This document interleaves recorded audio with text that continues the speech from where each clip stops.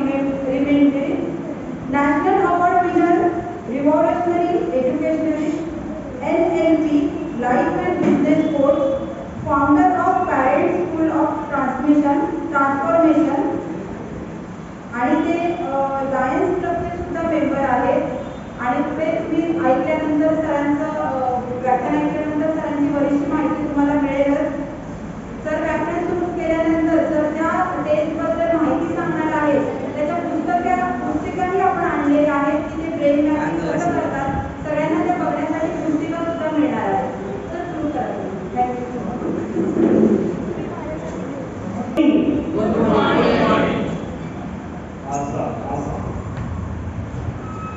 मी doctor Mohan Kakade सर्वप्रथम आपलं सगळ्यांचं स्वागत करतो आजच्या कार्यक्रमामध्ये। खूप इंटरेस्टिंग असा हा आजचा कार्यक्रम असणार आहे, ते आपल्याला स्लोली बघायला मिळेलच। पण कार्यक्रमाची सुरुवात करण्यापूर्वी किंवा माझा सेमिनार स्टार्ट करण्यापूर्वी खरं तर तुमच्या सगळ्यांचं आभार आणि अभिनंदन आणि कौतुक ह्या तीनही गोष्टी मला करायच्या आहेत। त्याच्यासाठी की आज संडे सुट्टी एन्जॉय करायचा दिवस, बरोबर त्या बाहेर पाऊस पडतोय म्हणजे पुन्हा आपल्याला घरी बसून आराम करण्यासाठीचा बहाणा। आणि जवळजवळ बरेचसे लोक आज तेही करत असतील, अजून काही लोक अंतर्मुखी असतील। आपण लांबून लांबून या ठिकाणाहून आजच्या या कार्यक्रमाला दाखल ठिकाणी आला, ही तुमची कमिटमेंट दिसते। मुलांची कमिटमेंट त्यांच्या लाईफसाठी आणि पालकांची कमिटमेंट आपल्या बाळांच्यासाठी, आणि म्हणूनच तुमचं अभिनंदन, कौतुक आणि तुम्ही इथे आलात त्याबद्दल आभार। राईट, सुरुवात करूया। सुरुवात करण्यापूर्वीच काही गोष्टी मी तुम्हाला सांगणार आहे। आता मॅडमने एक सूचना दिलेलीच आहे, मी माझा फोन फ्लाईट मोडवरती ठेवलेला आहे किंवा तुम्ही सायलेंट तरी करा। सायलेंट अशासाठी की पुढच्या 1.5 तासामध्ये तुम्हाला बऱ्याचशा गोष्टी आयुष्यात पहिल्यांदा ऐकायला मिळणार आहेत। आजपर्यंत तुम्ही बऱ्याच ठिकाणी बरेचसे करिअर गायडन्स वगैरे पाहिले असतील, ऐकले असतील, परंतु आजच्या सेशन्समध्ये तुम्हाला ज्या काही गोष्टी मिळणार आहेत कदाचित यापैकी बरीचशी माहिती कुठेही तुम्ही ऐकलेली नसेल, पहिल्यांदाच ऐकलं। कारण आता मागचा सेशन आतापर्यंत जे काही झालेले आहे, मी जूनपासून आतापर्यंत जवळजवळ मोर दॅन 10 सेमिनार्स दिलेले आहेत। ऑनलाईन ऑफलाईनमध्ये तर भरपूर झाले, पण ऑफलाईनमध्ये जे काही सेमिनार दिले आतापर्यंत फीडबॅक हाच आहे की इव्हन टीचिंग स्टाफमधून सुद्धा की सर एज्युकेशनच्या बद्दल तुम्ही जी काही माहिती दिलेली आहे कदाचित आमच्यापासून ती कुठेतरी मिक्स झाली, आम्हालाच ते पहिल्यांदा ऐकायला पाहिजे। जर शाळेचे ट्रस्टीज, प्रिन्सिपल्स आणि जर शिक्षकांच्यासाठी जर ती माहिती नवीन असेल तर साहजिकच सर्वसामान्य पालकांच्यासाठी सुद्धा ती माहिती खूपच नवीन असणार। राईट, आणि म्हणून ती माहिती मिस होऊ नये यासाठी आपला जो स्मार्ट असलेला फोन आहे त्याला आपण थोडंसं स्मार्ट होऊया आणि सायलेंटवरती ठेवूया, म्हणजे तो आपल्याला डिस्टर्ब नाही करणार, बरोबर। तसं सगळ्यांना डिस्टर्ब करत नाही येतो, तसं सगळ्यांना डिस्टर्ब करत नाही फोन, कोणाला करतो तर ज्यांची लर्निंग स्टाईल व्हिज्युअल आहे त्यांना डिस्टर्ब करतो, ज्यांची लर्निंग स्टाईल ऑडिटरी आहे त्यांना डिस्टर्ब नाही करत। त्यामुळे काही लोकांचं असं असेल की मला आवाज असेल तर किंवा मला तुमच्याकडे बघायची गरज नाही, अशा बऱ्याचशा गोष्टी असतात। स्लोली आपण त्या गोष्टीवरती डिस्कस करणारही आहोत, ओके। पण हे करत असताना जरी आपल्याला त्याची आवश्यकता नसली वाटत तरीही केवळ इतरांच्या समाधानासाठी किंवा जे व्हिज्युअल आहेत त्यांना डिस्टर्ब होऊ नये म्हणून आपण आपलं मोबाईल फोन सायलेंटवर ठेवायचा। So thank you very much. मला खात्री आहे की आपण सगळ्यांनी ते केलेलं असेल, राईट। आजच्या सेशनमध्ये आपण काय काय शिकणार आहोत किंवा ऐकणार आहोत या संदर्भात थोडीशी माहिती। पहिली गोष्ट म्हणजे तर सेशन कोणत्या विषयावरती आहे? Career guidance. करिअर गायडन्स म्हटलं की प्रत्येकाचं स्वप्न आहे, मुलांचं स्वप्न असणार आहे, पालकांचं स्वप्न असणार आहे, तर आपल्याला त्या स्वप्नांच्या बद्दल चर्चा करायची आहे। पहिल्या भागामध्ये आपण स्वप्नांच्या बद्दल चर्चा करायची आहे। दुसरं त्याच्या पुढे किंवा आपण स्वप्नांचं पूर्ती करत असताना आपला मेन एरिया काय आहे, तर त्याच्यावरती आपण डिस्कशन करणार आहोत. तिसरं, त्याच्यावरती ओव्हरकम करण्यासाठी आलेले जे प्रॉब्लेम्स आहेत ते ओव्हरकम करण्यासाठी एक्सपेक्टेड सोल्युशन आपल्याकडे काय अवेलेबल आहे. जर असतील तर ओके, जर नसतील तर आपल्याला त्याचा शोध घ्यावा लागणार आहे. आणि शेवटच्या क्षणामध्ये आपण पाहणार आहोत की सक्सेसफुल ड्रीम करिअर जर आपल्याला घ्यायचं असेल, करायचं असेल, तर त्यासाठी आपल्याला काय करावं लागेल, तर त्याची काही ब्लूप्रिंट मी तुमच्यासमोर शेअर करतो आहे. ओके.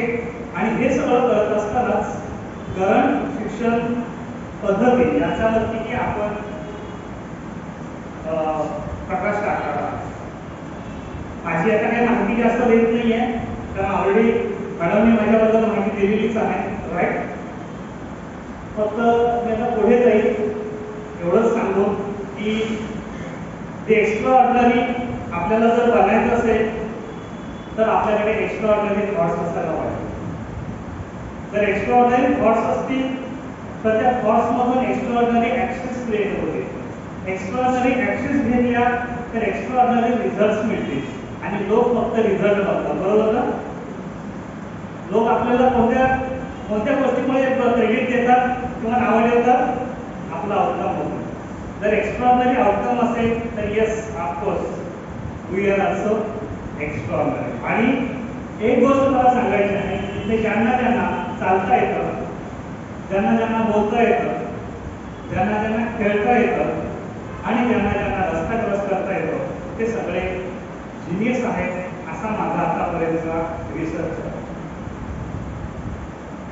2006 पासून मी 100% इन्व्हॉल्व झालो या फील्डमध्ये, एज्युकेशन सेक्टरमध्ये. तेव्हापासूनचा माझा आतापर्यंत जो संशोधन आहे, मी मेंदूशास्त्राचा अभ्यास जे संशोधन झालेलं आहे जगभरामध्ये, त्याला एज्युकेशनमध्ये इम्प्लिमेंट करायचं काम करतो. आणि त्या बेसवरती काम करत असताना आतापर्यंत एक्स्ट्राऑर्डिनरी रिझल्ट्स आपण प्रोड्यूस केलेले आहेत, ज्याला शाळेमध्ये टाकाऊपासून टिकाऊ म्हणतात. आणि तसाच हा प्रकार की ज्या ज्या शाळेने विद्यार्थ्यांना टाकून दिलेलं आहे, ज्या ज्या क्लासने विद्यार्थ्यांना रिजेक्ट केलेलं आहे, असे विद्यार्थी आज माझी 80-85 आणि 90% मेरिटमध्ये आहेत. एक तर विद्यार्थी 2019ला तुम्हाला पटणार नाही आहे, कांदिवलीचा एक विद्यार्थी आहे ज्याला 8वी-9वी मध्ये मॅथमॅटिक्समध्ये 3 आणि 4 मार्क्स मिळत होते. 2019ला तो all over India IIM Ahmedabad, toppest biggest and best IIM in India, त्याचा ऑल ओव्हर इंडिया 18वा रँक.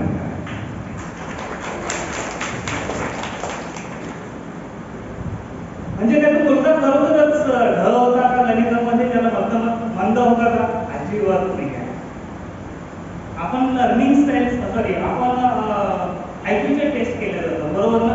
आणि विद्यार्थ्यांना लर्निंग डिसेबल म्हणून डिक्लेअर केलं जातं. ज्या विद्यार्थ्यांना मार्क्स कमी पडतात अशा विद्यार्थ्यांना LD असं करून रिजेक्ट केलं जातं. आणि त्यांना सांगितलं जातं की you are not fit for ordinary education, go for NIOS, national Indian open university जी आहे, तर तिकडे पाठवलं जातं.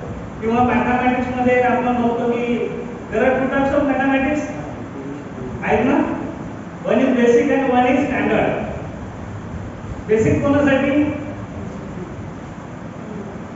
सॉरी, द पीपल वर LD, त्यांच्यासाठी हलक्या दर्जाचं गणित की ज्याला त्याच्यामध्ये जास्त काही टेन्शन असणार नाही. आणि स्टँडर्ड मॅथमॅटिक्स कोणासाठी? ज्यांना इंजिनिअरिंगसाठी वगैरे जायचं आहे, IIT साठी जायचं आहे, त्यांच्यासाठीच असलेलं मॅथमॅटिक्स हे स्टँडर्ड मॅथमॅटिक्स. पण एक गोष्ट लक्षात ठेवा पालकांना आणि विद्यार्थ्यांना, मी आताच सांगितलं, if you are able to walk, talk, play and cross the road, you are genius. तुमच्यापैकी किती जण आहेत की ज्यांना चालता येत नाही, बोलता येत नाही, खेळता येत नाही आणि रस्ता क्रॉस करता येत नाही? या चारपैकी एकही ऍक्टिव्हिटी जरी येत नसेल तर हात रेस करा.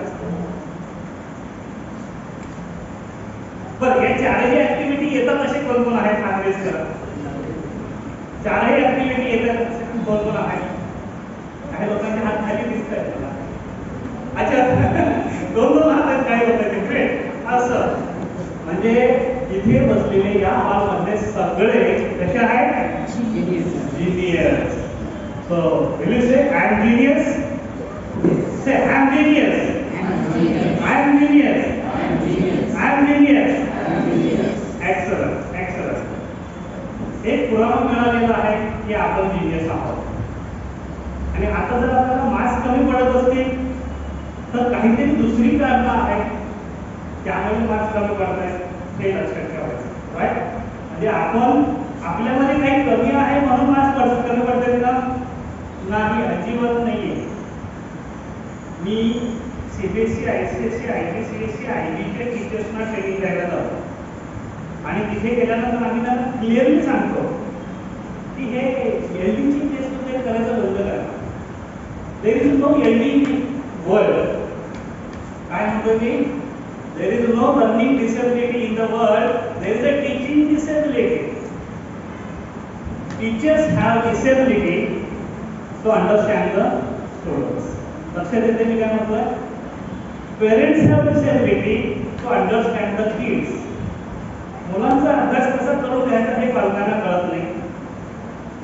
ज्या मुलाला कळत नाही त्या मुलाला नेमकं शिकवायचं कसं हे त्या शिक्षकाला कळत नाही. आणि दोष कोणाला दिला जातो? मुलांना दिला जातो. बरोबर ना? तर इथून पुढे लक्षात घ्या, आपण मुलांना दोष द्यायचा नाही. तर मुलांना जर जाता येतं, बोलता येतं, खेळता येतं, रस्ता क्रॉस करता येत असेल तर there is no problem in your child. मुलांच्या मध्ये कुठेही प्रॉब्लेम नाही आहे. आपल्याला बघायचं आहे की एक्झॅक्टली दुसरे कोणकोणते एरियाज आहेत की ज्याच्यामध्ये तुम्हाला ते प्रॉब्लेम फाइंड आउट करता येईल. So is it okay? इथपर्यंत सगळे clear? So no questions, no doubts about your child. जर तुमच्या मुलाला चालता येत नाहीये, टाकलेला बॉल त्याला कॅच करता येत नाही, कुठेतरी तोंडावरती पडतो बॉल, त्याला समजत नाही किंवा बॉल तुमच्याकडे टाकता येत नाही. सिंपल टेस्ट आहे की नाही? घरामध्ये तुम्ही म्हणताय कॅच करायचं, तू माझ्याकडे बॉल टाकायचा, मी तुझ्याकडे बॉल टाकायचा. तर दोघे जर करू शकले तर दोघे जीनियस. जर आपल्याला येत नसेल बॉल टाकता किंवा कॅच घेता तर आपण काय समजायचं? आपल्याला थोडीशी एक्सरसाइजची गरज आहे. Mental exercise. एक्सरसाइज म्हणजे फिजिकल एक्सरसाइज, मेंटल एक्सरसाइजची गरज आहे. आतापर्यंत लाईफमध्ये आपण मॅक्सिमम जो खर्च केलेला आहे ना तो मानेपासून खाली, म्हणजे आपल्या फिजिकल सेल्फ, बरोबर ना? तिकडे मॅक्सिमम खर्च. पण ब्रेनच्या डेव्हलपमेंटसाठी आपण किती खर्च करतो? खूप कमी पेरेंट्स आहेत की जे एज्युकेशनवरती खर्च करतात. खूप कमी पेरेंट्स आहेत की जे ब्रेन एक्सरसाइजसाठी, ब्रेन डेव्हलपमेंटसाठी खर्च करतात. राईट? किंवा नवीन नवीन टेक्नॉलॉजीसाठी खर्च करतात. तर आपल्याला हे सगळं बघायचं आहे की आपले पेन एरियाज नेमके काय आहेत. काय ते पेन एरियाज आहेत. करिअर सिलेक्शन हा आजचा आपला जो मेन पार्ट आहे. तर याच्यामध्ये तुम्ही सगळ्यांनी बोलायचं आहे. It's not one way, it's a two way communication. माझे सगळे शिक्षण असेच असतात. मी नॉर्मली पालकांना आणि विद्यार्थ्यांना पुढे घेऊन करतो. मला तर त्यासाठी एक पालक आणि एक विद्यार्थी पाहिजे आज रिप्रेझेंटेशन. मला वाटतं असं केलं म्हणजे मी येतं ना सर.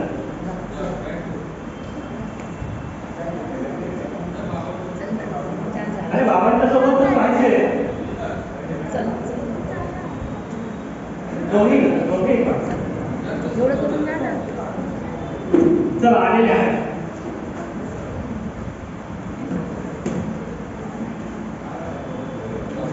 तर एकदा तुम्हाला इंटरनेट करता येईल. म्हणजे सगळे प्रश्न आता मॅडम मांडणार आहे. बरोबर? पालक म्हणून मॅडम लागतील आणि आपल्याला स्नेहा, तर स्नेहा आता मुलांचे प्रॉब्लेम मांडणार आहे. तर स्नेहा ट्वेल्थ सायन्समध्ये आहे. ओके. ट्वेल्थ सायन्स का केलं? इंटरेस्ट. सायन्समध्ये PCM की PCB? PCB माहीत आहे ना? PCM आणि PCB, फिजिक्स केमिस्ट्री मॅथमॅटिक्सला PCM म्हटलं जातं आणि फिजिक्स केमिस्ट्री बायोलॉजी असेल तर PCB म्हटलं जातं. म्हणजे पहिल्या पेजला येतं. PCB येण्याच्या पाठीमागचा उद्देश खरं तर मला म्हणजे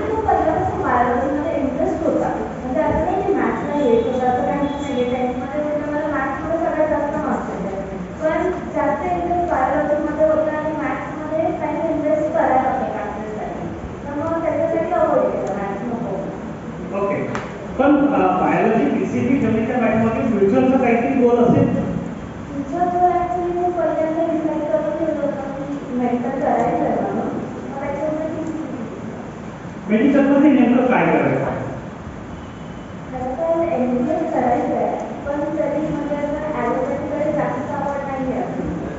कारण म्हणजे थोडंफार प्रश्न आहे. आता ॲलोपॅथी म्हणजे असं वाटतं की त्याचा मेन रिझल्ट तेवढा नाही आहे जेव्हा म्हणजे नॅचरोपॅथी पाहिजे. ओके, मग जर MBBS ला ऑप्शन म्हणून तुम्ही काय करा? खरं तर आता माझं प्रिपरेशन चालू आहे नीटसाठी. तर मग पहिले एंट्रन्स एक्झाम क्लिअर करायची त्याच्यानंतर थोडंसं इथे लक्षात येतं म्हणजे गोल मी घेतलेला आहे पण तो अजून क्लिअर नाही आहे. आता माझी नीटची प्रिपरेशन चालू आहे. नीटचा रिझल्ट काय लागणार आहे त्याच्यावरती आम्ही बाकीच्या गोष्टी डिसाईड करतो. बरोबर, किती नीटचं तुला रिझल्ट हवा? खरं तर आता फक्त गोल एवढंच आहे की एक गव्हर्नमेंट सीट आणि गव्हर्नमेंट सीटसाठी लागतात 550 अबाव मार्क्स. तो गोल एवढाच आहे की 550 क्रॉस करायचा. गव्हर्नमेंटची सीट आणि त्यासाठीचा 550चा स्कोर त्या गोष्टी आपण टार्गेट केलेल्या आहोत. आणि इन केस जर तुला 500 मार्क्स मिळाले 500चा स्कोर झाला तर काय करायचं? खरं तर महाराष्ट्रामध्ये म्हणजे ओव्हरऑल रेट घेतला तर 500 मध्ये पण गव्हर्नमेंट सीट भेटतात, पण मुंबईच्या बाहेर कुठेतरी भेटतात किंवा कोणत्याही छोट्या छोट्या गावामध्ये भेटते. तर माझं मेन ॲक्च्युली एवढंच आहे की म्हणजे कोणतंही मोठं कॉलेजच भेटलं पाहिजे. कारण तिथली सगळी लोक सेम भेटणार आहे. आणि कॉलेजमध्ये म्हणजे जसं आपण ग्रॅज्युएशन कॉलेजमध्ये जातो तर टीचर्स तुम्हाला काही शिकवत नाही, तिथे सगळं सेल्फ स्टडी चालू होतं. म्हणून परत कळतच नाही की तुम्ही कोणत्या कॉलेजमधून करताय. एक गोष्ट या ठिकाणी क्लिअर झाली की कॉलेजमध्ये आपल्याला स्टडी करावं लागतं. किती किती ग्रॅज्युएट्स आहेत त्यामध्ये, कोण ग्रॅज्युएट्स नाही? पेरेंट्स सुद्धा हातवरती करू शकतात ना, if you are graduate, right? What she is saying is right ना? Yes, no, baby? Yes. म्हणजे कॉलेजला गेल्यानंतर सेल्फ स्टडीला प्राधान्य द्यावं लागतं. बऱ्याचशा गोष्टी आपल्याला कराव्या लागतात. मॅडम तुमचं काय मत आहे? समजा तिला मुंबईच्या बाहेर जावं लागतं. माझं असं मत आहे की म्हणजे पहिल्यापासून जे तिला एज्युकेशन देतो ते जर आपण घेतलं आणि जे बॉडी जर मुंबईमध्ये आहे तर आउट ऑफ जाण्याची तिला तरी गरज पडते. कारण आपण खेड्याकडून शहराकडे येतो, शहराकडून खेड्याकडे जाणं म्हणजे आपली प्रगतीची अशी गोष्टी ते तिचं ते ठरवलं पाहिजे. आता यामध्ये जर बघितलं तर तुझं मुंबईकडून बाहेर जाणं थोडंसं आईला आवडत नाही.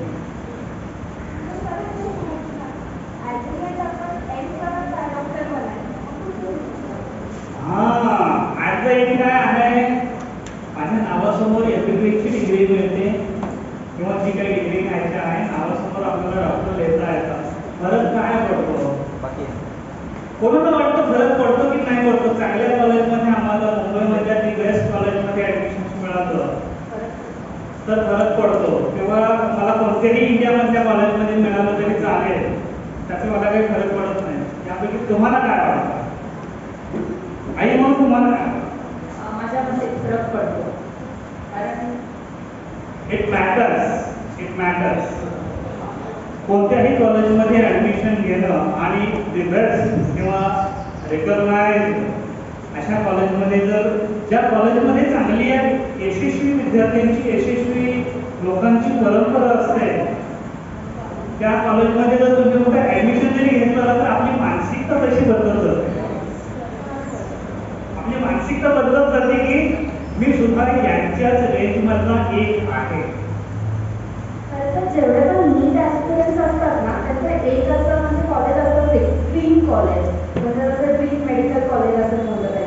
पण काय होतं माहिती का, आपण त्या ड्रीम कॉलेजच्या मागे पळायला लागतो की नाही मी त्या ह्याच कॉलेजमध्ये जाणार आहे, एक माझे डीन किंवा एक माझे प्रिन्सिपल असतो आणि त्यांचं इन्स्पिरेशन आपण खूप आधीपासून घ्यायला लागतो. त्याची यूट्यूबवरती लेक्चर्स बघतो की यार म्हणजे ही लाईफ आपल्याला जगायची ह्याच कॉलेज आहे आणि हेच कॅम्पस आम्हाला आवडतं म्हणून. तर त्याच्यामध्ये काय होतं माहिती का, कुठेतरी जेव्हा आपल्याला ते नाही भेटत म्हणजे जेव्हा आपले मार्क्स असतात ते कॉलेज आपल्याला 600 मध्ये भेटणार असते, पण आपल्या मार्क्सची 558 किंवा 560 आणि म्हणून आपल्याला दुसरं कोणतं तरी कॉलेज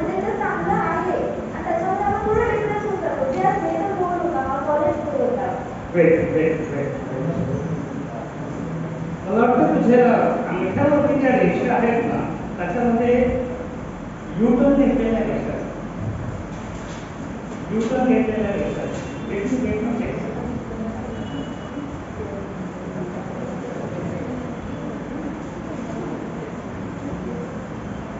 कोणी मॅग्नेटाईज क्लास लाईटचं व्हर्च्युअल क्लास दाखवतो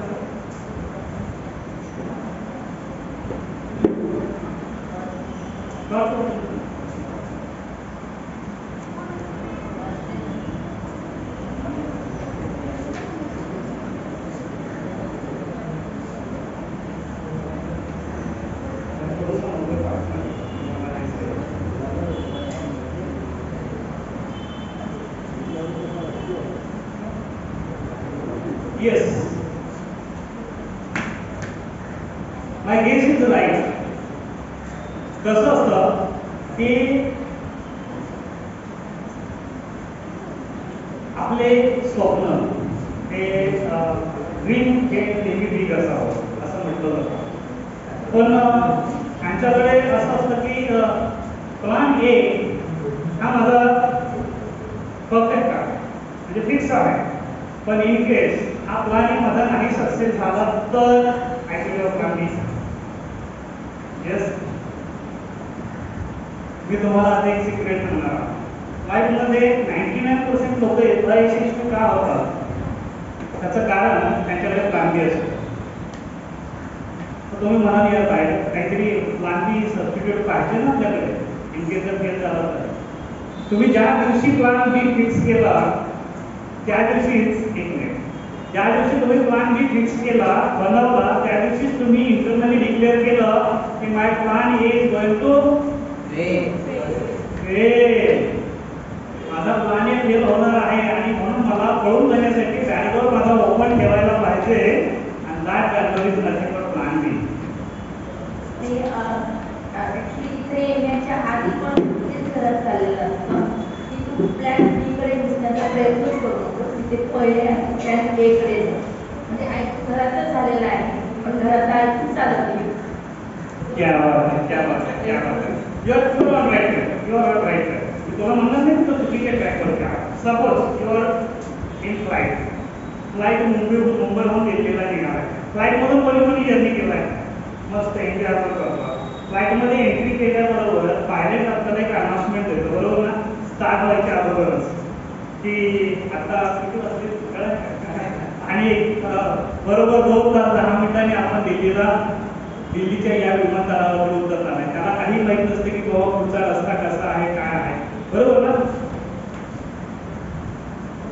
आणि तो टेकअप करतो वरती जातो. वरती गेल्यानंतर बरेचसे काही प्रॉब्लेम त्याला फेस करावे लागतात. पण तरीही ॲट द एंड तो जेव्हा तुम्हाला लँड करतो दिल्ली एअरपोर्टवरती जवळजवळ थोडाफार फरक असतो. Otherwise going on right track बरोबर ना. आपण बरोबर त्याच टायमिंगला पोहोचलेलो असतो. How it is possible. त्याच्याकडे प्लॅन बी जर असता तर काय केलं असतं वरती गेला अरे नको इथे आपण विमान नको काय करूया दुसरं विमान घेऊया इथे काय पुढे किंवा दिल्लीचा रस्ता खराब आहे आपण दिल्लीच्या रस्त्याला नको आपण आपलं बँगलोरला जाऊया हैदराबादला जाऊ गोव्याला जाऊ चेन्नईला जाऊ. Is it possible in life? Is it possible in life? No, there is no plan B. तुम्हाला काय करायचं असतं तो तिथे वरती गेल्यानंतर ऑटो पायलट मोडवरती टाकला तरी सुद्धा त्याला कोर्स ऑफ करेक्शन्स करावे लागतात. म्हणजे तुफान आलं ढग भरपूर असतील स्पीड वाढवा ढगाच्या खाली घ्या ढगाच्या वरती घ्या काहीतरी करा समथिंग राईट ना. मध्ये मध्ये आपल्याला सांगितलं जातं की बाबा ब्रेक लावा का वातावरण खराब आहे. Yes determination. आणि ह्या सगळ्या गोष्टी झाल्यानंतर तो आपल्याला सेफली लँड करतो दिलेल्या टाइम फ्रेममध्ये. पण हे त्याच वेळी शक्य होतं जेव्हा त्याच्याकडे कोर्स ऑफ करेक्शन होतं. तुझ्याकडे एकच टार्गेट पाहिजे मुंबईमध्ये या कॉलेजमध्येच मला ॲडमिशन घ्यायचं आहे या स्ट्रीमलाच घ्यायचं आहे. MBBS तर MBBSच करायचं आहे. MBBS नंतर मला हे करायचं आहे किंवा त्याच्यामध्ये स्पेशलायझेशन मला हे करायचं आहे. जेव्हा तुम्ही डिटेलिंग मध्ये जाल ना त्यावेळीच तुम्ही ऍक्शन्स त्या डायरेक्शन मध्ये घेऊन जा. कॉलेज फिक्स नाहीये पण जे करायचं ते फिक्स आहे. मला सांग मगाशी तर तू सांगितलीस की MBBS ला काही एवढा रिझल्ट नाही त्यापेक्षा नॅचरोपॅथी आयुर्वेदिक. खरं तर तुम्ही बघितलं असेल म्हणजे मी शिकते आहे आता जसं आम्हाला काही म्हणजे आता नॉर्मल आम्हाला लास्ट लेक्चरमध्ये हेल्थ अँड डिसीजेस आमचा एक चॅप्टर आहे NCERT-मधूनच. त्याच्यामध्ये तुम्ही कॅन्सर हा टॉपिक आहे आम्हाला.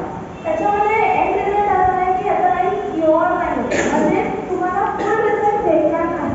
पण जर तुम्ही दुसऱ्या फील्डबद्दल विचार केला जसं आता नॅचरोपॅथी इयरमध्ये फायनल इयर करते तर मग तिकडे असं एक त्यांच्याकडे रिझल्ट असतील आणि कॅन्सरला सुद्धा नीट केलं आहे रिझल्ट आहे त्यांच्याकडे. मग ॲलोपॅथीवाले का बोलत असतील की ह्याचा रिझल्ट नाही आहे. म्हणजे आपण शिकतो आहे की म्हणजे आपण अभ्यास तो करत आहे की त्याचा क्युअरच नाही आहे. म्हणून तो का शिकायचं की त्याचा क्युअर नाही आहे. मग ह्याच्यामध्ये मी थोडीशी कन्फ्यूज आहे. ऍक्च्युली हे सगळं त्यांच्यासाठी नाही आहे. मी जे काय बोलतो ते तुझ्यासाठी बोलतो आणि तू यांना कन्व्हिन्स करण्याचा प्रयत्न करू नको की हाऊ यू आर राईट या how your mom is right और how I am right. There is nothing right nothing wrong. Right तुम्ही जे आहात जसे आहात यू आर परफेक्ट. मी काय बोलतोय तुम्ही जसे आहात जे आहात you are perfect. Whatever you are thinking, you are absolutely perfect and right. आपल्याला फक्त काय करायचं आहे कोर्स परीक्षित करायचा आहे. तुमच्या फ्लाईटबद्दल मी कन्फ्यूज केले का तुम्हाला नाही आहे. Your flight is perfect absolutely right. Your pilot is also absolutely right. तर तुम्हाला चालता येतं बोलता येतं खेळता येतं रस्ता क्रॉस करता येतं. So you are genius. whatever you are thinking will be absolutely perfect. I'm not having any doubt about it. माझा क्वेश्चन हा आहे की पिक्चर क्लिअर पाहिजे. पिक्चर क्लिअर पाहिजे आणि तिथे मग आपल्याला उगीच दिसलं आपल्याकडे मराठीमध्ये म्हण होती जेवी तर तुपाशी नाही तर हे असं असेल ना तरच आपण ते जेवण मिळवण्यासाठी धडपडला. अदरवाइज चलो यार आज का दिन नहीं मिला तो प्रोटीन तो भी चलेगा. बाहेर जाऊन एखादा वडापाव समोसा पण खाऊ. तसं जर म्हणाल तर काय होईल आपल्या डिशमध्ये काय मिळेल समोसा आणि वडापाव मिळेल. तो प्रोटीन मिळण्याचे चान्सेस खूप कमी आणि असे एकदा दोनदा तीनदा आपण अशा डिशेस खाल्ल्या की नंतर आपण विसरूनही जातो की कधी काळी माझं स्वप्न होतं की मला प्रोटीन खायचे होते. आणि आतापर्यंत अशा जवळजवळ 99% केसेस आहेत. You should have clear purpose की मला हेच करायचं याच कॉलेजमध्ये करायचं आहे काय करायचं हे सुद्धा क्लिअर पाहिजे. कन्फ्युजन नको आपल्याला.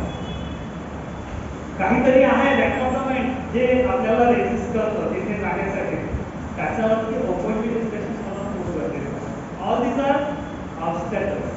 आणि वेटिंग ऑन पॉईंट जायचं आहे मेडिकलला नीटची तयारी चालू आहे PCB घेतलेलं आहे सगळं काय आहे पण तिथे दुसरंच वातावरण आहे की आता एक रिझल्ट मागाशीच आपण बघितलं की सध्या नीटची प्रिपरेशन चालू आहे त्याच्यावरती आपल्याला बाकीच्या गोष्टी लागणार आहे बरोबर. 500-550 नाही मिळाले तरी चालतील किंवा नाही मिळाले तरी मुंबईच्या बाहेरला मिळू शकतं admission. But it mean I am mentally prepared to take admission anywhere in Delhi. मग माझं आहे का देवीचं चौकशी आहे का देवीचं चौकशी. जर तुम्ही ठरवलं देवीचं चौकशी 10 दिवसाचा पिरियड असेल तर मी गॅरंटी देतो जर तुम्ही डेडिकेशन असेल तुमचं डिटर्मिनेशन असेल तर तुम्हाला 5व्या 6व्या 7व्या दिवशी 10 दिवस वाट बघायला लागणार नाही. तुमच्या डिशमध्ये ते मिळणार आहे. बिकॉज आज एक सिक्रेट सांगणार आहे आपल्याकडे एक ब्रेन आहे. ब्रेन आहे कोणा सगळ्यांकडे आहे का आहे ना. त्या ब्रेनवर नाव आहे GDSM. काय GDSM. What is G? G is a goal.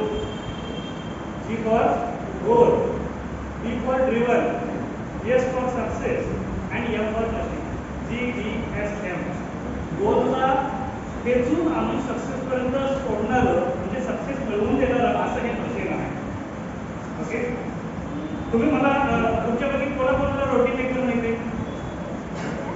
Roti maker त्याच्यामध्ये रोटी बनतात किंवा चपाती बनतात किंवा त्याच्यामध्ये किंवा नाश्ता करतो पापड बनवतात. ओके, राईट ना? जर तुम्हाला रोटी मेकर मध्ये जर रोटी बनवायची असेल तर काय करावं लागतं?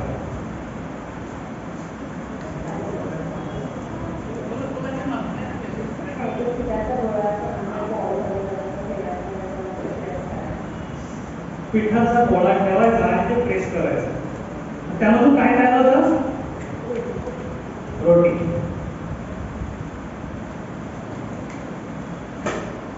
तू पिठाचा गोळा ठेवलास आणि तुला सांगितलं की मला रोटी नको, त्याच्याऐवजी दुसरी एखादी वस्तूचं नाव सांग. पापड. पापड पण त्यातून बनतो. म्हणजे त्या गोलच्या व्यतिरिक्त दुसरं काही. हा, तुला समोसा सांगितलं, समोसा बनवायचा आहे. तू रोटी करते, आटाची गोळी ठेवलीस आणि सांगितलं की मला समोसा पाहिजे, मिळेल? नाही मिळणार. तू सांगितलंस की मला त्यातून जिलेबी मिळेल, नाही मिळणार. जर गोळी ठेवली तर काय मिळेल? रोटीच मिळेल. Because machine don't think. Machine don't think. आपण विचार करतो, मशीन विचार करत नाही. गोळी ठेवली तर मशीनचं काम काय आहे? मशीनचं नाव आहे रोटी मेकर. काय बनवणार? रोटी. बरोबर ना? ती कधीही आपल्याला समोसा जिलेबी बनवून देणार नाही, ती रोटीच बनवणार. पण त्यासाठी कंडिशन काय असते? गोळी ठेवायला पाहिजे ना, राईट? आता गोल ड्रिव्हन सक्सेस मशीन असं आपण ब्रेनला म्हटलंय. You know what, how this goal driven success machine. आता या मशीनचं नाव काय आहे? Success machine. तुम्हाला सक्सेस देईल की फेल्युअर देईल? रोटी मेकर रोटी देतो, मग सक्सेस मशीन काय देईल? मग 99% लोकांना फेल्युअर दाखवतो. त्याचं मशीन खराब आहे का? नाही, त्याचं मशीन खराब नाही आहे. त्यांनी दोनच ठेवलाय तसा. त्यांनी जे आटेची गोळी ठेवली ना, ती आटेची गोळी फेल्युअरसाठी ठेवलेली आहे आणि दे आर एक्सपेक्टिंग की मला फेल्युअर मिळाला पाहिजे आणि म्हणून फेल्युअर मिळतो. यू मे बी थिंकिंग की हाऊ इट इज पॉसिबल. हे कसं काय शक्य आहे? बघा, जॉबला कोण जातात? Okay, great. तुम्हाला उद्या सुट्टी पाहिजे. उद्या मंडे आहे, राईट? तुम्हाला सुट्टी पाहिजे. जर विचार करा तुम्हाला सुट्टी पाहिजे, तुमच्या डोळ्यासमोर बरीचशी भली मोठी लिस्ट मिळेल रिझनची. ते बॉसला काय सांगायचं? Yes, you will choose one the best and you will give to the boss. Sir, माझं हे असं आहे आणि मला उद्या. तुम्ही करता हे योग्य आहे की म्हणजे बरोबर आहे की चूक आहे? Very right, very wrong. कदाचित तुम्हाला बरोबर सुट्टी पाहिजे, पण ब्रेन डझंट अंडरस्टँड की यातून तुमचा फायदा होणार आहे की प्रॉफिट होणार आहे. तुम्ही जो गोल ठेवलेला आहे त्या गोलला सक्सेस पर्यंत घेऊन जायचं. माझा गोल काय होता? मला उद्या सुट्टी पाहिजे. ब्रेनने तुम्हाला रिझल्ट दिला की नाही? येस. आज तुम्हाला इथे यायचं होतं, काही बरीचशी कारणं पण असतील. तुम्ही तुमच्या ब्रेनला सांगितलं नाही मला इथे जायचं आहे. ब्रेनने तुम्हाला वेगवेगळ्या रस्ते दिले असतील, बाबा तू या पद्धतीने जा, त्या पद्धतीने जा, या पद्धतीने जा. You might have thought about की मल्टिपल रिसोर्सेस आणि त्यामधून एक रिसोर्स घेऊन तुम्ही इथे काही लोक बिफोर टाइम पोहोचले, काही लोक सेशन स्टार्ट होत असताना पोहोचले, पण पोहोचले ना, so finally you reach to the destination. मग ब्रेनने जे काम केलं ते तुम्हाला सक्सेस पर्यंत घेऊन जाण्यासाठी केलं की फेल होण्यासाठी? सक्सेस होण्यासाठी. बरोबर ना? पण मला जर बघितलं, मला तर आपलं गाडीच मारायची होती. मला असं काही काम नव्हतं घरात, गाडीच मारायची होती. तरी सुद्धा मी मारली आणि मला ब्रेनने सक्सेसफुली बनवून मारण्यासाठी सपोर्ट केला. Yes sir. आता प्रश्न हा येतो की मी माझ्या ब्रेनला काय मारतो? If you are putting to goal की मला याच कॉलेजमध्ये ॲडमिशन पाहिजे, brain will plan accordingly, create resources आणि त्या पद्धतीनं तो तुम्हाला हँडओव्हर करेल की you go in this direction, you will reach your destination within stipulated time. माझ्या मुलाची स्टोरी सांगतो. माझा मुलगा आता BCA सेकंड इयरला आहे. ओके.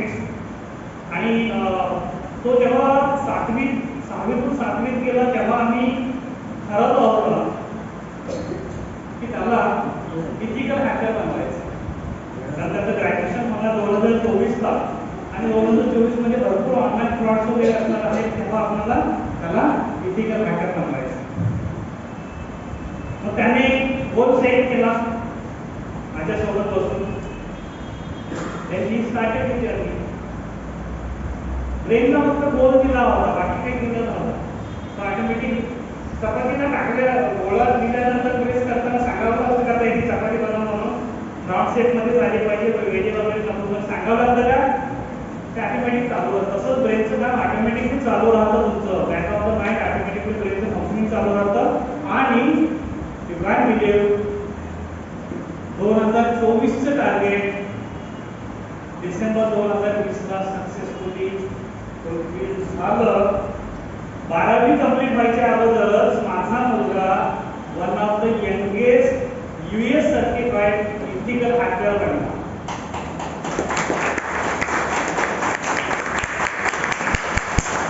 तो त्या बॅचमध्ये होता. इंटरनॅशनल स्टुडंट्स असतात सगळ्या कंट्रीजमधून. He was one of the youngest. आणि सगळे जे त्याच्यासोबत होते ना हे 40, 45, 50 एजचे, ज्यांच्याकडे 15 वर्षाचा 20 वर्षाचा एक्सपिरियन्स आहे, कॉम्प्युटर इंजिनिअरिंग करून आलेले आहेत, IT मधून आलेले आहेत, असे सगळे होते. पण ही कम्प्लिटेड आणि first attempt he confirm the test. आणि गुड न्यूज म्हणजे आपण त्याला मुंबई सायबर सेलमधून इन्व्हिटेशन आहे. अजून तो त्याचं ग्रॅज्युएशन कम्प्लीट नाही. तुम्ही ब्रेनला काय देता किंवा गोल त्याच्यावरती डिपेंड आहे.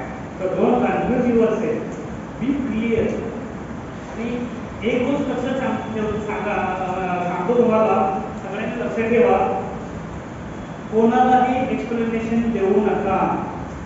तुम्ही केलेल्या चुकांचं किंवा तुम्ही केलेल्या कोणत्याही गोष्टीचं. कारण ज्यांचा तुमच्यावरती विश्वास आहे त्याला तुमच्या एक्सप्लेनेशनची गरज नाही. आणि ज्यांचा तुमच्यावरती विश्वास नाही, तुम्ही कितीही एक्सप्लेनेशन दिलं तरी ते तुमच्यावरती विश्वास ठेवणार. म्हणजे एका बाजूला विश्वास, तुम्हाला एक्सप्लेनेशनची गरज नाही, दुसऱ्या बाजूला एक्सप्लेनेशन दिलं तरी काही फरक पडणार नाही. कशाला एक्सप्लेनेशन द्यायचं? Don't blame anyone, don't blame anyone, don't blame yourself. Right? Have a clear picture. Obstacles आहेत तर ते obstacles बघायचे काय आहेत आणि त्याला ओव्हरकम करण्यासाठी कुठे रिसोर्सेस आहेत ते शोधायचे. Got it? ओके.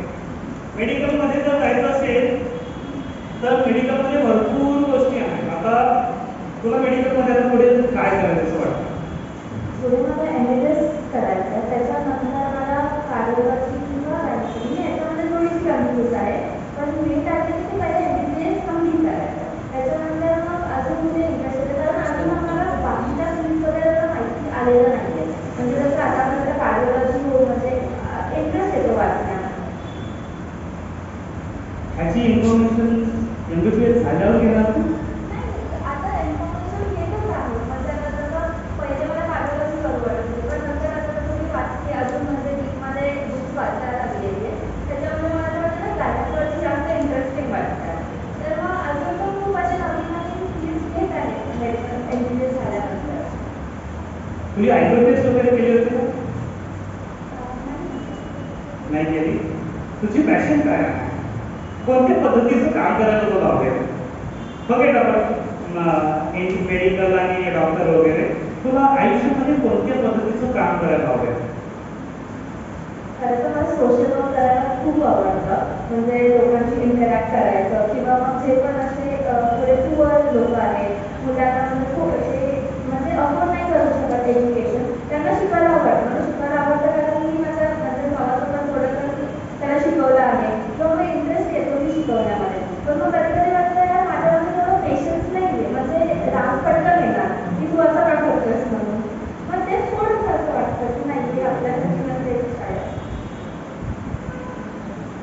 चेंज होताना दिसतो तुम्हाला?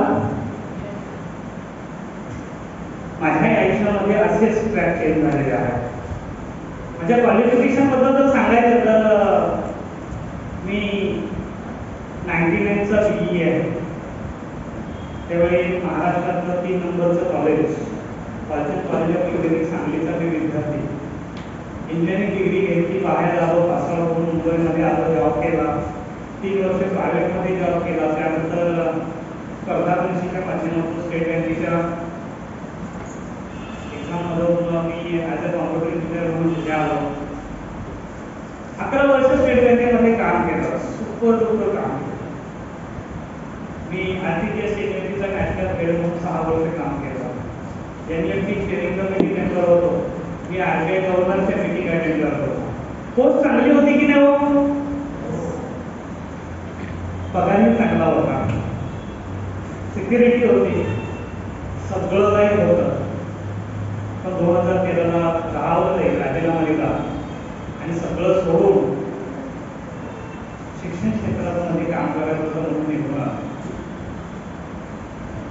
हे काम होतं कसं होतं तुम्हाला सांगतो थोडं. बऱ्याच लोकांना कदाचित माहीत नसेल. आज आपण मी इंजिनिअरिंग का केलं तर 10वीपर्यंत चांगले मार्क्स होते. 5वी ते 10वीमध्ये माझा शाळेत पहिला नंबर होता. मी जेव्हा 10वी केली 1990 मध्ये, तर तेव्हा मी मेरिटमध्ये होतो. म्हणजे जिल्ह्यामध्ये काहीतरी मला 3रा का 4था नंबर होता आणि माझ्या तालुक्यामध्ये माझा 2रा नंबर होता. आता विचार करा, अशा मुलांनी कुठे जायला पाहिजे? इंजिनिअरिंग किंवा मेडिकल, दोनच ऑप्शन. 11वी 12वी दी बेस्ट कॉलेजमध्ये ॲडमिशन घेतलं, सांगली डिस्ट्रिक्टमधल्या सांगलीच्या मेडिकल कॉलेज डेक्कन एज्युकेशन.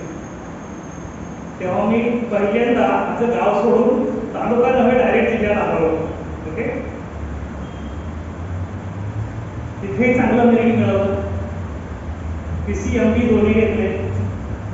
कारण मला बायोलॉजीबद्दल तेवढं दुःख नव्हतं, वाटत नव्हतं.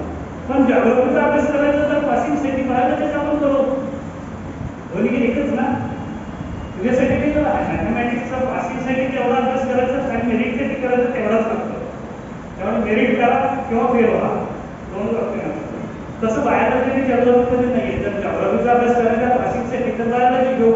आणि लकीली बायोलॉजीमध्ये माझं मेरिट चांगलं लागलं. तेव्हा तुमच्यासारखं असं 10 कॉलेजची लिस्ट नव्हती. सेग्रिगेटेड असे 2-3 कॉलेजेसचे प्रोफिट असायचे आणि आमच्या त्यात 2 कॉलेजच्या प्रोफिटमध्ये शेवटच्या 1 मार्कमध्ये माझं MBBSचं ॲडमिशन घेतलं. बाकी सगळे मिळत होते, पण ज्यांचा माझ्या डोक्यावर हात होता आणि मला पुढे खूप मदत होते, माझे मामा जे शिक्षण क्षेत्रामध्ये होते, इव्हन प्रिन्सिपल, तर त्यांनी सांगितलं की मोहन करायचं तर MBBS करायचं. ते आपल्याला झाडपाला विद्यार्थी झाले तेव्हा BMS काही झाली नव्हती 1990-91 मध्ये, बरोबर ना? Yes no? तर म्हणाले नाही, आपल्याला ते झाडपाला वगैरे त्याला वैधू नाही बनायचं, आपल्याला आपण त्याला केलं की MBBS करायचं, अदरवाईज दोघं नाही. आणि मग माझ्याच कॉलेजच्या रोड क्रॉस करून अपोजिट दुसरं इंजिनिअरिंगचं कॉलेज की जिथे मी एंट्री केली मेरिटमधून, तिथेच सांगायचा उद्देश असा की मार्क्स चांगले होते म्हणून मी इंजिनिअरिंग किंवा मेडिकलचा विचार केला.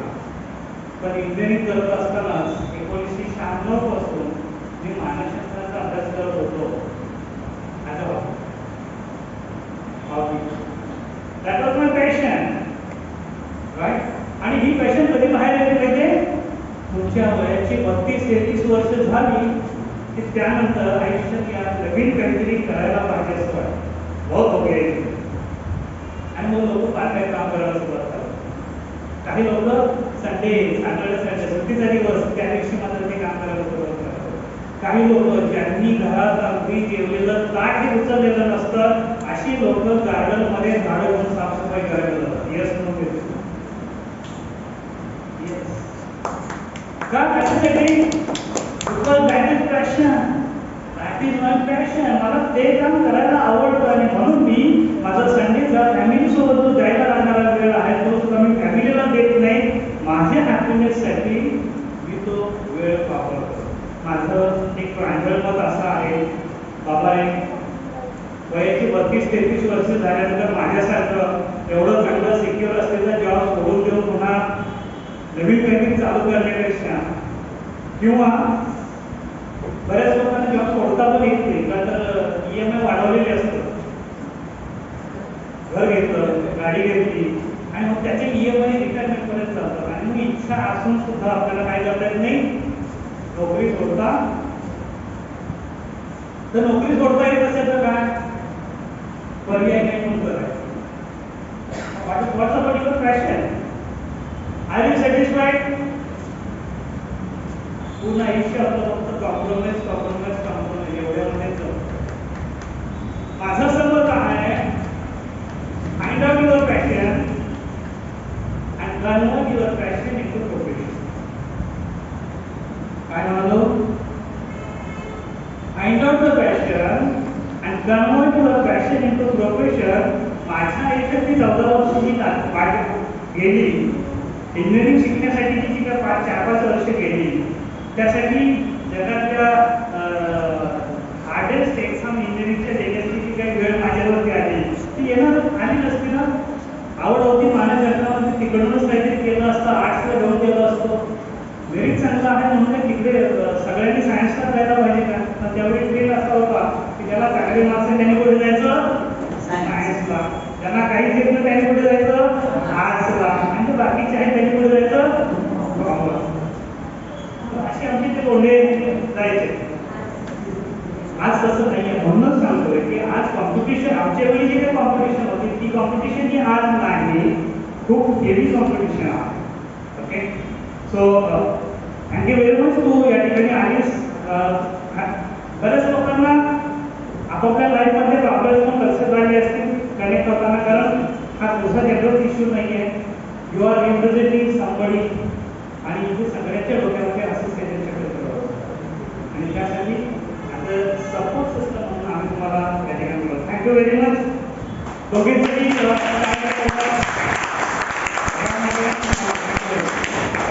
गोल एवढं पाहिजे की मला स्वतःला मेडिकल करायचं होतं. MBBS लागलं नाही, गायनॉलॉजिस्टच घ्यायचं होतं.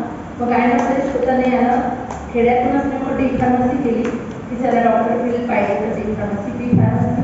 मुंबईला आलं M.Com. पण गोल फिक्स होतं की डॉक्टरच बनायचं. अगदी वयाच्या म्हणजे आता 40 पर्यंत आल्यानंतरही डॉक्टर जातच नाहीये. मग गोल फिक्स असल्यामुळे तरी मी नॅचरोपॅथीला ॲडमिशन घेतलं. आणि मला ते गोल म्हणजे मला तिलाही तेच सांगायचं आहे सगळ्यांना, मी सगळे तेच सांगतायत की गोल फिक्स असल्याशिवाय आपण तिथपर्यंत पोहोचत नाही. आणि आज मला खूप आनंद होतो की भले 40 असतो पण मी स्वतः ॲलोपॅथी म्हणजे करण्याचा म्हणजे असून स्वतःचा डॉक्टर बनून मी स्वतः पायावर उभी पण राहिले. लग्नानंतर स्त्रीमध्ये माझे स्वतःला जवळपास 15 वर्ष मी स्ट्रगल केलं बॅक पेनसहित. आणि मी ते स्वतः योग टीचर बनून मी स्वतःचं पेन स्वतः घडवलं. आणि डॉक्टर गोल माझ्या अजूनही डोक्यातलं गेलं नाही. त्याच्यापुढे सरांसारखं काहीतरी करण्याचं हे माझंही गोल आहे. आणि ती पण आहे सगळ्यांना म्हणजे वेगळ्या ट्रॅकवर आहे, कारण तिला पण ही काहीतरी असंच आवडतं.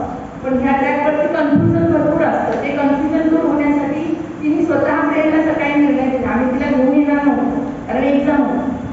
आपण एक्झामच्या पाठीमागे पागल असतो पॅरेंट्स, पण ॲक्च्युली ती पागल नाही झाली एक्झामच्या मागे. मी त्यालाच घेऊन येणार होते, हिला नव्हते आणणार. पण तिच्यापैकी तिथे सांगितलं मला ताप आलाय एक्झामला, मी पेपर नंतर लिहिते आणि ती इथे आली. म्हणजे ती काहीतरी इथून तिला जायचं होतं योग्य. म्हणजे मला त्याचा एक मानत होतं की गोल खूप महत्वाचं आहे.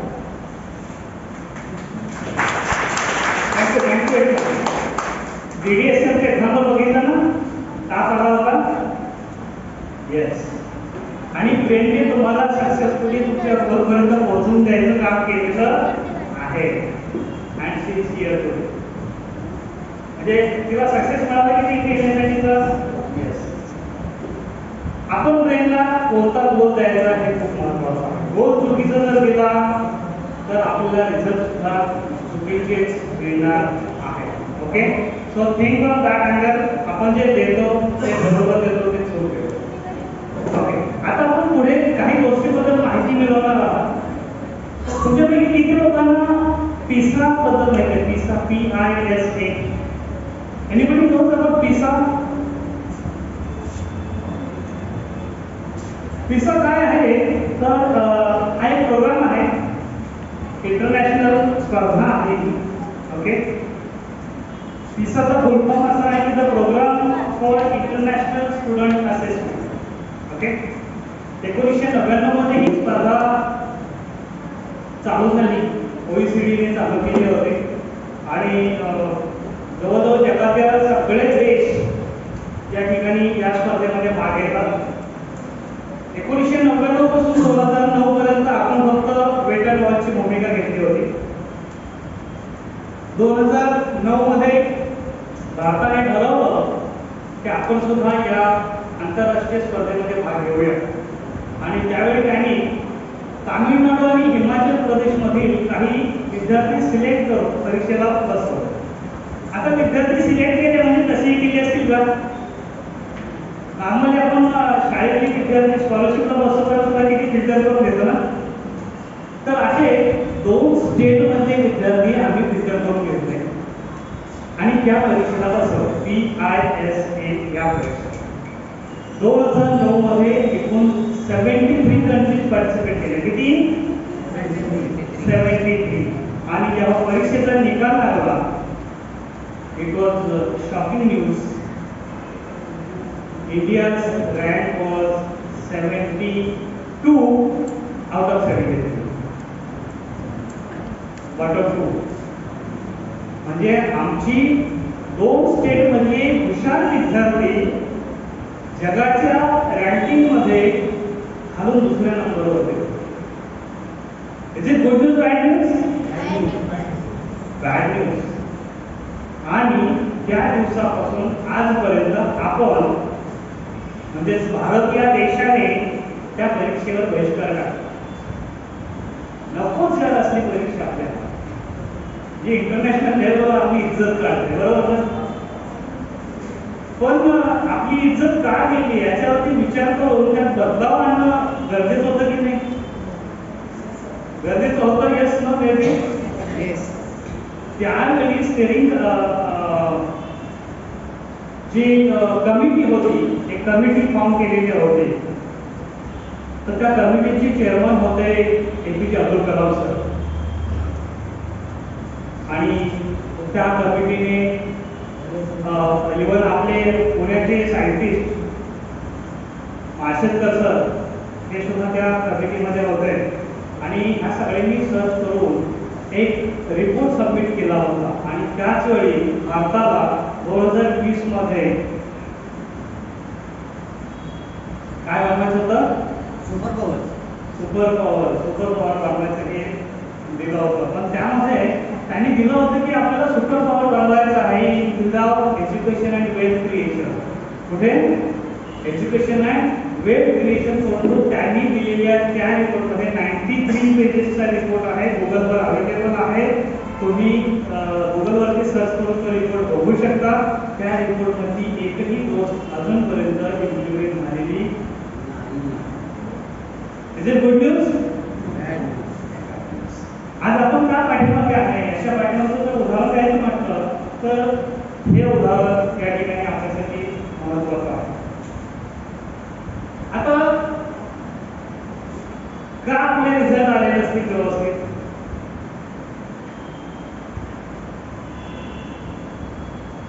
तुमच्यापैकी किती विद्यार्थी किती आहेत? जरा हात वरती करा. ओके, तुमच्या मॅथ्सच्या बुक मध्ये हॉट सम असतात? Yes, no, baby? Hot HOT.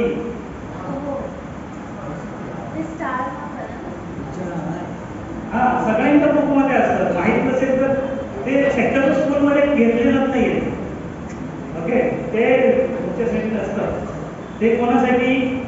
You know what is the meaning of HOTS? आमचे टीचर नाही माहिती, फक्त ते अवघड प्रश्न आहे एवढा माहिती. ओके, आणि ते तुमच्यासाठी नाहीये. ज्याला 100 पैकी 100 मार्क्स मिळवायचे त्यांच्यासाठी. तुम्हाला मिळवायचे का? नाही, मग तुम्ही नका करू. HOTS what is that? H for highest. Order thinking skill, highest order thinking skill म्हणजेच काय तर तुमचं विचार करण्याची लेवल जी आहे ती कुठे वाढायला पाहिजे वरच्या लेवलला. आज तुम्ही जिथे आहात आम्ही मुलांना तिकडे घेऊन जात नाहीये, आम्ही मुलांना सांगतो स्टँडर्ड पेक्षा तू जनरल मॅथ्स तुला नाही कळत ना गणित तर तुझा रस्ता नाहीये, तुला नाही इथून पुढे काय तुला करिअर इंजिनिअरिंगला जायचंय का नाही जायचं कशात करतो घे ना तेव्हा साधा मॅथ्स घ्यायचा पुढे. अरे पण मॅथमॅटिक्स किती महत्वाचं आहे लाईफमध्ये आहे की नाही आहे. मॅथ्समुळे काय होतं लॉजिकल इंटेलिजन्स वाढतं, लॉजिकल इंटेलिजन्समुळे डिसिजन पॉवर वाढते.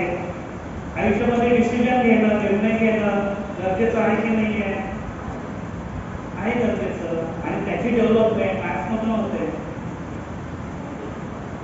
पण हे आम्हाला माहित नाही, आम्हाला तेवढंच माहिती आहे की गणित वजाबाकी गुणाकार भागाकार असं काहीतरी करायचं होते. काय काय गणित देतं ते ट्रिग्नोमेट्री वगैरे वगैरे वगैरे अल्जेब्रिक एक्सप्रेशन्स है ना.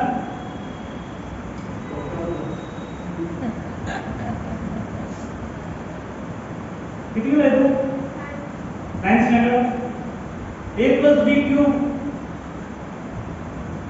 बरोबर किती येणार आन्सर b क्यूब ब्रॅकेट मध्ये a + b ब्रॅकेटचा क्यूब.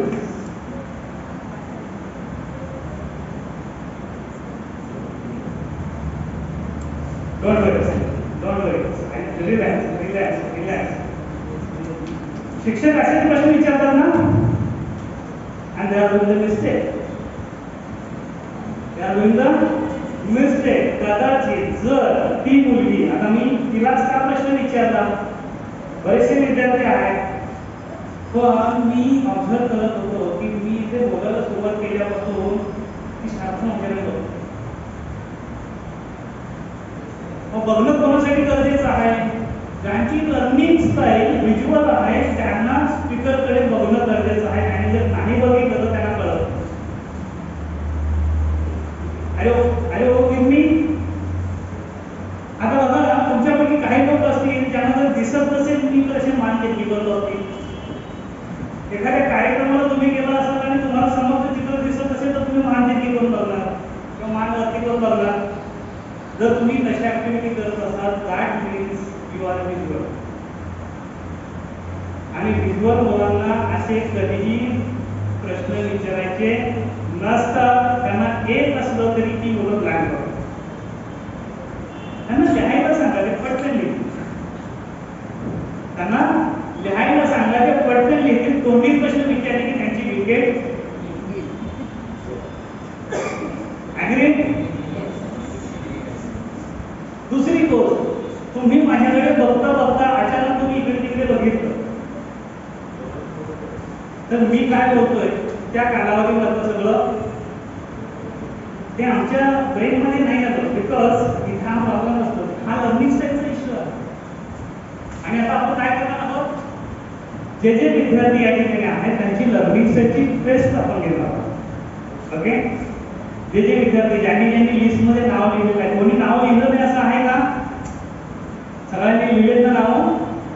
हां ऍक्च्युली पालकांच्यासाठी दुसरी पालक आणि टीचर्ससाठी माझ्याकडे दुसरी टेस्ट आहे आणि आता मी जिथे प्रिंट केलेली आहे ती प्रिंट केलेली टेस्ट फक्त विद्यार्थ्यांच्यासाठी आहे. कारण त्यामध्ये जे प्रश्न दिलेले आहेत हे अकॅडमिकचे रिलेटेड आहेत आणि पालकांच्यासाठी वगैरे मी तुम्हाला एक लिंक देईल किंवा तुमचा नंबर जर त्या लिस्टमध्ये असेल तर तुम्हाला मी व्हॉट्सअपवरती लिंक पाठवेल. We are giving free service. आम्ही शाळांना सुद्धा ओपन चॅलेंज दिलेलं आहे आणि त्यांना सपोर्ट करतो. आम्ही त्यांना सांगितलेलं आहे की तुम्ही फक्त आम्हाला सांगा आमच्या शाळेमधल्या मुलांच्या लर्निंग स्टाईल घ्यायचे आमच्या शिक्षकांच्या लर्निंग स्टाईल घ्यायचे. We have setup. आम्ही एका दिवशी कमीत कमी 5000 विद्यार्थ्यांच्या आणि शिक्षकांच्या टेस्ट घेऊ शकतो आणि त्यांचा रिझल्ट इमिडिएटली दुसऱ्या दिवशी आम्ही त्यांना शाळेमध्ये नेऊन देऊ शकतो. फक्त शाळांनी काय करायचं आहे आमच्यापर्यंत पोहोचायचं आहे. आम्हाला सांगायचं आमच्या विद्यार्थ्यांची आणि शिक्षकांची टेस्ट करून घ्यायची. शिक्षकांची कशासाठी they should know how to teach आणि त्यांच्यासाठी आम्ही पुन्हा 90 मिनिटचं स्पेशल सेशन शाळेमध्ये आम्ही देतो शिक्षकांच्यासाठी. कारण त्यांना कळायला पाहिजे की व्हिज्युअलच्या विद्यार्थ्याला कळेल असं कसं शिकवायचं. ऑडिटरीच्या विद्यार्थ्याला कळेल असं कसं शिकवायचं आणि पेनिस्टेटिकच्या विद्यार्थ्याला कळेल असं कसं शिकवायचं. जर तुम्ही व्हिज्युअल असाल तर तुम्ही व्हिज्युअलच्या मुलांना पटेल कळेल अशाच पद्धतीने शिकवता. You are the best teacher. मी शिक्षकांना असं म्हणत नाही की तुम्ही शिकवत नाही. You are the best teacher. You are giving 100%. पण तुम्हाला जेवढं माहिती आहे तेवढं तुम्ही 100% देता. बरोबर ना? आमच्या वर्गामध्ये काही मुलं झोपलेली असतात. बरोबर ना? काही मुलांना पुढे बसायचं असतं. ते पुढे बसण्यासाठी धडपड असतात. ते व्हिज्युअल असतात. ते कुठेही बसतात. शिक्षकांच्याकडे कधीच बघत नाहीये. काहीतरी शेवटच्या पानावरती खेळत असतात. ते ऑडिटरी असतात आणि भिंतीला टेकून ते बसलेले असतात. दोन्ही लेक्चरला ते झोपलेले असतात. ते आपले केली ते मात्र स्पोर्ट्समध्ये सगळ्यात पुढे असतात. किनेस्थेटिक VAK हा NLPचा पार्ट आहे. न्यूरो लिंग्विस्टिक प्रोग्रामिंग मधला हा पार्ट आहे आणि त्याचा खूप खूप खूप या ठिकाणी संबंध आहे आपल्या एज्युकेशनच्या रिलेटेड, आपल्या स्टडीच्या हॅबिट संदर्भात. जी मुलं व्हिज्युअलची असतात, आपण एक काम करूया मॅडम, जरा टेस्ट वाटायला का म्हणजे तुम्हाला आजचं सेशन संपायच्या अगोदर तुम्हाला रिझल्ट पण मिळणार नाही. तुम्ही व्हिज्युअल आहात, ऑलरेडी आहात, ते किनेस्थेटिक आहात. आमच्याकडे 4 काउन्सिलर त्या ठिकाणी आता प्रेझेंट आहात. तिथे तुम्ही टेस्ट घेऊन झाली की तुमचं लगेच तिथे रिझल्ट चेक करून आज जायच्या अगोदर तुम्ही रिझल्ट घेऊनच जायचा. ओके, तर हा इकडे लक्ष द्या, थोडंसं इकडे लक्ष द्या. व्हिज्युअलचे विद्यार्थी जे आहेत त्यांना पिन ड्रॉप सायन्स अभ्यास करताना त्यांना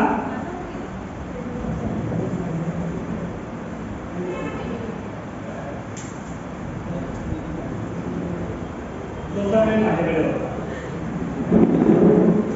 तर जे व्हिज्युअलचे विद्यार्थी असतात त्यांना अभ्यास करण्यासाठी पिन ड्रॉप सायन्स लागतो. शक्यतो पुढची जागा बसायला पाहिजे असते. व्हिज्युअलवाल्यांनी इकडे लक्ष द्या. ऑडिटरीवाले बाकीची ऍक्टिव्हिटी करत असताना सुद्धा ते ऐकतील, त्यांना टेन्शन, त्याचं टेन्शन नाही आहे. ज्यांना गरज आहे माझ्याकडे बघण्याची त्यांनी माझ्याकडे बघत बघतच असा हात केला तर ते द्यायचे तुमच्या हातामध्ये भेटेल. ओके, शक्यतो पालकांनी घेऊ नका, कारण का विद्यार्थ्यांच्यासाठीच आहे. विद्यार्थ्यांची टेस्ट करून घेऊया. ओके, आता पालकांनी इकडे लक्ष द्यायचं आहे. मुलांना जे लिहायचं ते तुम्ही लिहा आणि आता लगेच सबमिट करायचं आहे. जर तुम्हाला रिझल्ट आता लगेच पाहिजे तर लगेच सबमिट. 10 मिनिटाच्या आतमध्ये तुम्हाला रिझल्ट मिळेल. ओके, टेस्ट ही मराठी आणि इंग्लिश दोन्ही भाषेमध्ये लिहिलेली आहे. त्यामुळे इंग्लिश ज्यांना कळत नाही ते मराठीमध्ये वाचा, ज्यांना मराठी कळत नाही त्यांनी इंग्लिशमध्ये वाचा. आणि मराठी आणि इंग्लिश दोन्हीही जर नाही कळलं तर हात रेज करा, आम्ही त्या प्रश्नाचं उत्तर देऊ. ओके, हा आता इकडे लक्ष द्या. तुमचा आन्सर मुलांनी इकडे लक्ष द्या सगळ्यांनी. सुरुवातीची फक्त तुमची पर्सनल इन्फॉर्मेशन घ्यायची आहे. त्यानंतर एकूण 30 क्वेश्चन दिलेले आहेत. 30 क्वेश्चन्स मध्ये तुम्हाला फक्त येस और नो एवढंच लिहायचं आहे. काय लिहायचं आहे? येस और नो. आता तुम्ही लिहिलेलं येस बरोबर की चूक? बरोबर आहे. तुम्ही लिहिलेला नो बरोबर की चूक? बरोबर आहे. मी मगाशी सांगितलं की you are perfect the way you are. बरोबर ना? तुम्ही जसे आहात अगदी परफेक्ट आहात. त्यामुळे जिथे यस आहे तिथे तुम्ही यस लिहा, जिथे नो आहे तिथे नो लिहा. तुम्ही जर मॅनिप्युलेशन केलं यसचं नो नोचं यस गुड लुकिंग मध्ये चांगले मार्क्स मिळावे म्हणून, कारण इथे मार्क्स चांगले आणि वाईटचा प्रश्न नाही. इथे किती कमी पडतात किती जास्त पडतात, कारण ही तुमची परीक्षा नव्हे, ती काय आहे तुमची लर्निंग स्टाईल चेक करण्याची ही वेगळी पद्धत आहे. यामध्ये तुम्हाला जे काही क्वेश्चन दिलेले आहेत त्या क्वेश्चन्समध्ये जर ती ऍक्टिव्हिटी तुम्ही करत असाल तर यस लिहा, जर करत नसाल तर प्रामाणिकपणे नो लिहा. म्हणजे आम्हाला ते तुमच्यापर्यंत रिझल्ट देणं सोयीचं होईल. ओके, आता आपण थोडंसं लर्निंग स्टाईल काय आहे इकडे बोलूया. लर्निंग स्टाईलच्या बाबतीत बोलायचं म्हणाला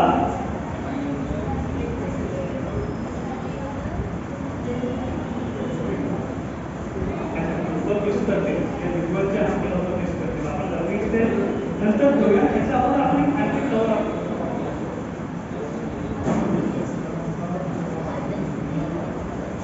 ओके, मगाशी आपण पिसाबद्दल बोललो होतो, राईट ना? सो पिसाबद्दल इन्फॉर्मेशन मिळाली? Yes, no? तुम्ही गुगलवरती जरी सर्च केलं तर तुम्हाला पिसाबद्दल आणखी काय माहिती बघायला मिळेल. ओके, आणि जो रिपोर्ट मी तुम्हाला म्हणालो होतो तो रिपोर्ट आहे task force committee. Task force committee हा 2001चा रिपोर्ट आहे. ओके, त्याच्यामध्ये APJ अब्दुल कलाम साहेबांचं आहे की त्यांचं त्यांनी लिहिलेलं आहे की I want to become India want to be number 1 knowledge super power. आणि मी ॲक्च्युली तोच जास्त जुना स्लोगन होता, तो स्लोगन घेऊन आम्ही आता सध्या काम करत आहोत की आम्हाला आता ॲक्च्युली नॉलेज सुपर पॉवर इंडियाला बनवायचं आहे. आणि त्यासाठी मी माझं योगदान देतो. खरं म्हणजे शिक्षण विभागामध्ये शिक्षण क्षेत्रामध्ये काम करत असताना मला खूप चांगले आणि वाईट अनुभव आलेले आहेत.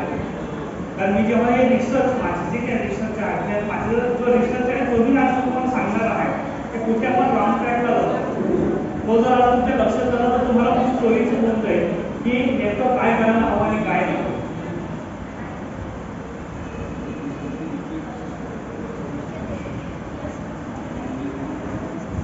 ओके, तर आपण आता बोलणार आहोत थोडंफार पिसाच्या पुढची गोष्ट आहे की करिअर सिलेक्शन मध्ये येणारी ती म्हणजे पर्सेंटेज. आज पर्सेंटेजनुसार ऍडमिशन दिली जातात का?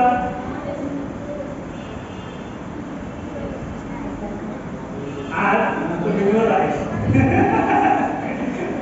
तिने फक्त क्वेश्चन माझं झाला आणि मान वरती केली, त्यामुळे तिला ऐकायला नाही घेतलं. बघा म्हणजे लक्षात येतं मला पहिल्या रो मध्ये असून सुद्धा माझा आवाज पोहोचला नाही.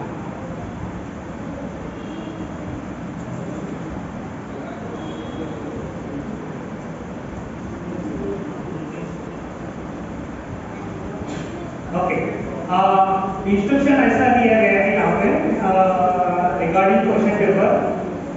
अगर आप कोई भी चीज उसमें जो लिखी है अगर आप कर रहे हैं तो यस लिखो, अगर आप नहीं कर रहे हैं तो आपको नो लिखना. राइट ओनली यस और नो. इवन एक्चुअली उसमें भी ऑलरेडी इंस्ट्रक्शंस का भी पार्ट लिखा है. In that it is clearly mention, उसमें पूरा लिखा है कि आप ऑथेंटिकली लिखो, अगर आप कर रहे हैं तो यस लिखो, अगर नहीं कर रहे हैं तो नो लिखो, so that this will identify कि आप कौन से एरिया में डोमिनेंट हो, कौन से एरिया में डोमिनेंट नहीं हो. ठीक है, थैंक यू. हाँ, सध्या माझा दुसरा प्रश्न असा काय होता की आजकालचे जे ऍडमिशन्स आहेत ते मेरिटनुसार होतात का? होतात? कोणत्या मेरिटनुसार होतात? रेग्युलर मार्क्स होतात की त्याच्यासाठी सेपरेट कॉम्पिटिटिव्ह एक्झाम ठेवली जाते? सेपरेट. जसं ताईने सांगितलं मी इंजिनिअरिंगसाठी आहे CET, JEE, JEE, राईट. आणि त्याचबरोबर इतर प्रत्येक कॉलेजच्या प्रत्येक युनिव्हर्सिटीच्या त्यांच्या स्वतःच्या काही टेस्ट आहेत, राईट ना? बघा, आपण एज्युकेशन पॉलिसीच्या संदर्भात बोलत होतो. एज्युकेशनची पॉलिसी आपण कोणती यूज करतो माहिती आहे? एज्युकेशनची पॉलिसी आपण जी यूज करतोय खूप जुनी पॉलिसी आपण यूज करतोय. पहिली स्वातंत्र्यानंतर पहिल्यांदा एज्युकेशन पॉलिसी तयार झाली 1958 इंदिरा गांधी यांनी केली. After that, second policy it has created in 1986. Rajiv Gandhi has created another policy. And after that, 1986 पासून आजपर्यंत आपण तीच पॉलिसी यूज करतो.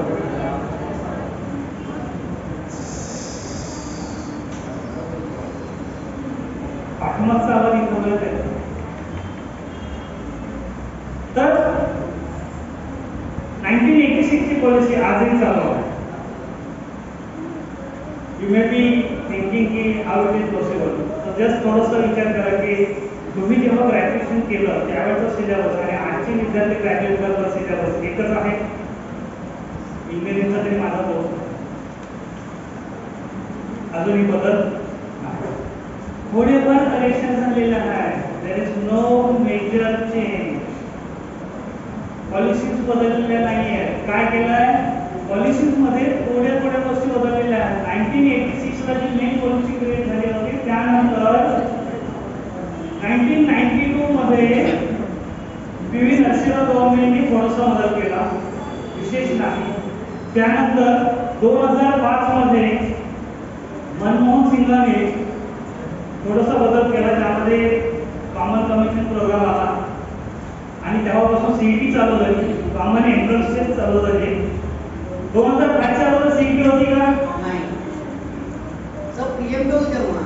पीएमटी होती की PMT pre medical test. Pre medical test only for medical. What's about others? आज आमच्याकडे MBA साठी पण सीईटी आहे.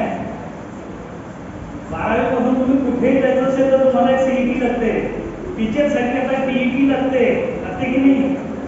टीचर बनायचं असेल तर तुम्हाला फक्त क्वालिफिकेशन असून चालत नाही, तुम्हाला TET. So teacher eligibility test की तुम्ही खरोखरच टीचर बनायला लायक आहात की नाही त्याची पण टेस्ट आहे.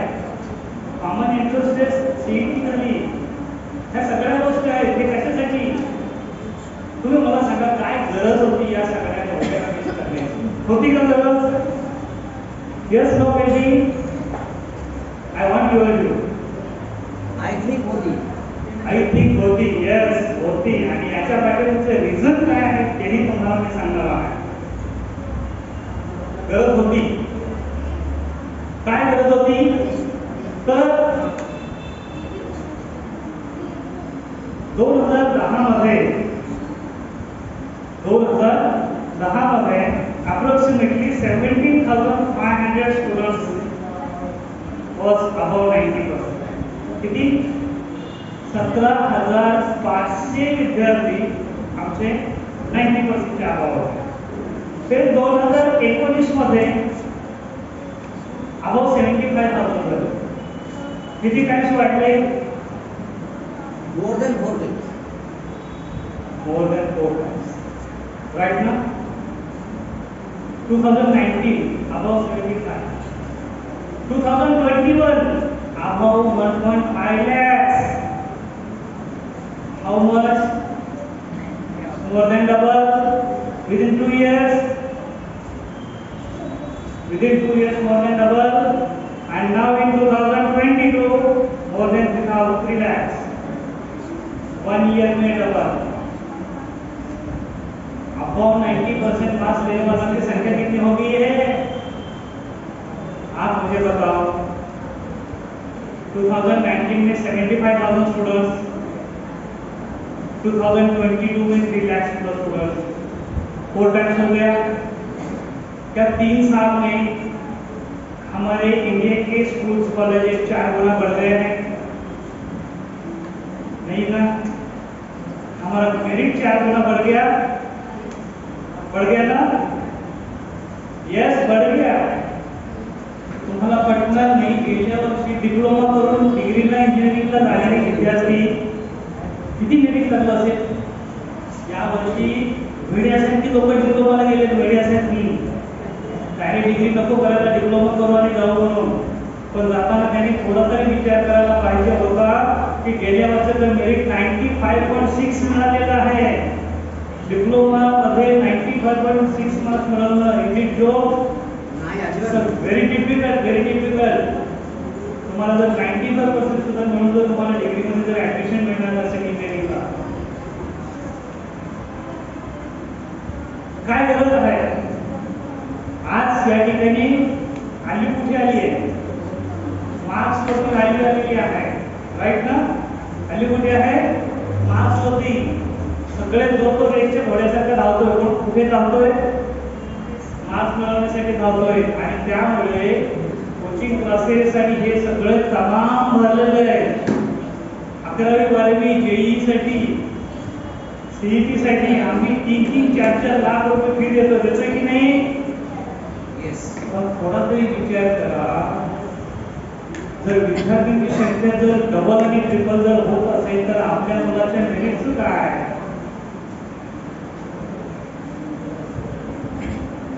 जेईई मध्ये जेवढेही विद्यार्थी बसतात त्यापैकी ऑल ओव्हर इंडियामध्ये फक्त 1% विद्यार्थी सिलेक्ट होतात. किती?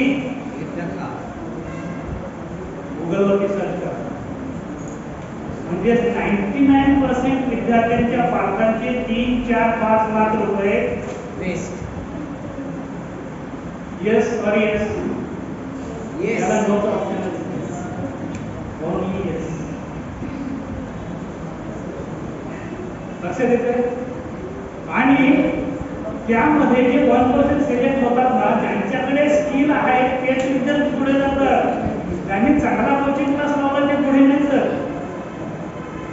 बरोबर की चूक? बरोबर.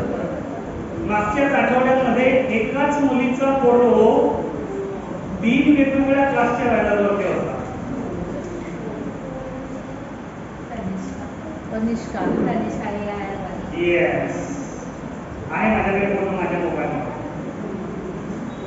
एकाच मुलीचा फोटो वेगवेगळ्या 3 क्लासेसच्या नावावरती की बाबा ही विद्यार्थी आमची आहे. एकाच न्यूजपेपर आणि विशेष म्हणजे एकाच न्यूजपेपर आमच्या घरी लोकमत पेपर येतो. अशा गोष्टीवरती ऑब्जेक्शन कोणीच घेत कोण घेणार?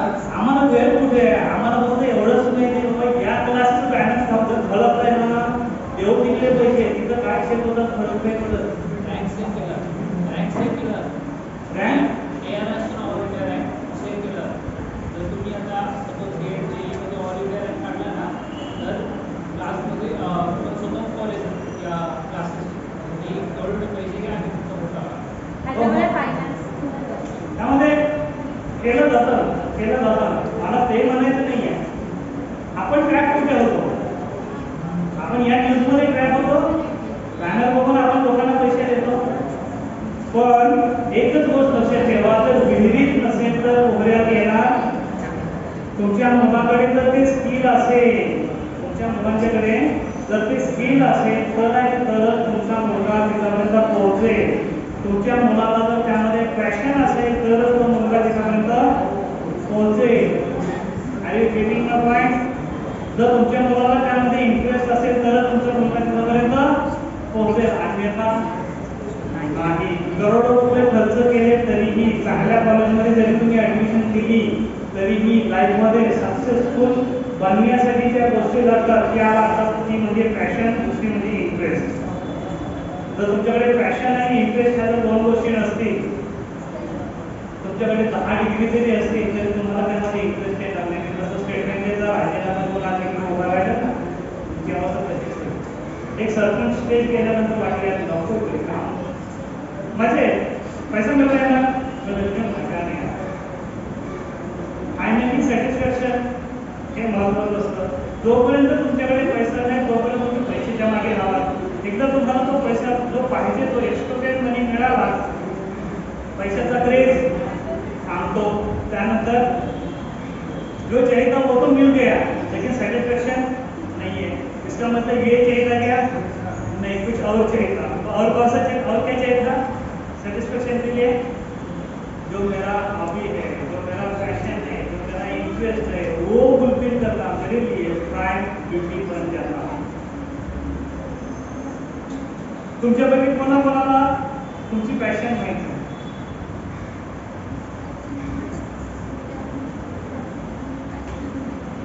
कोणाकोणाला तुमचा इंटरेस्ट माहित आहे? कोणाकोणाला तुमचं स्ट्रेंथ माहित आहे आणि कोणाकोणाला तुमचा विकनेस माहित आहे. So if you know your strength, if you know your weakness, if you know your passion, if you know your interest, then start your career in passion and interest.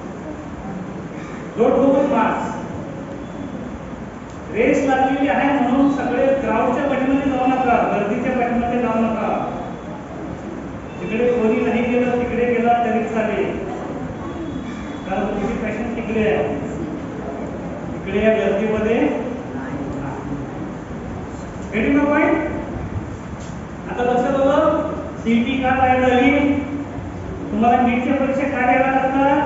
का? अरे सगळ्यांनाच किलो मध्ये marks मिळत आहेत. एक वेळ अशी येणार आहे की 100%ला मेरिट क्लोज होणार आणि तरीही 100%चे विद्यार्थी शिल्लक राहतील. आता मला सांगा त्या विद्यार्थ्यांना ऍडमिशन द्यायचं की नाही? Depending upon their interest. Interest आहे, अप्लाय केलं म्हणजे इंटरेस्ट आहे ना बाबा. आहे ऑलरेडी अपलोड. 10,000 जागा आहेत आणि 20,000 आपल्याकडे नोकरीसाठी जातात की नाही? 100 जागा असल्या तर 1 लाख अर्ज पडतात की नाही? तसं कॉलेजमध्ये आता एवढे सगळ्याच मेरिटला आता आपण बघितलं अबाव 90% गेल्या वर्षी 3 लाख म्हणजे आता 2022ला 3 लाख विद्यार्थी जर अबाव 90% आले. डिप्लोमाचं मेरिट 95.6 ला क्लोज झालेलं आहे. ओके, अवघड आहे. कोणी जर SC ST असतील तर त्यांनी सुद्धा लक्षात घ्या. तिकडे काही प्रॉब्लेम कन्सेशन वगैरे तसं काही नसतं. SC STचं ऍडमिशन आहे 94.9 ला झालंय. किती? म्हणजे आता तुमच्या मुलाला SC ST मध्ये सुद्धा 95% पाहिजेच आहे. ओपन असेल तर 95.6 पाहिजे. फक्त 0.6 चा फरक आहे, जास्त नाही. लक्षात घ्या. आज हुशार विद्यार्थी सगळीकडे आहेत. मेरिटचा हा विचार करायचा आहे. माझ्याकडे पूर्ण डेटा आहे त्याचा. मी मागच्या 10 वर्षाचा डेटा मी ठेवलेला आहे. तर त्याची डेटा असल्याशिवाय बोलता येत नाहीये. डेटा असल्याशिवाय बोलता येत नाहीये. ओके, सगळ्यांच्या टेस्ट लिहून झाल्या का? येस. तर टेस्ट हँड ओव्हर करा. Counsellor please collect the test papers. अरे leak, yes leak, no leak. Doubt आहे का क्वेश्चन? काय डाऊट आहे? थांबा त्याला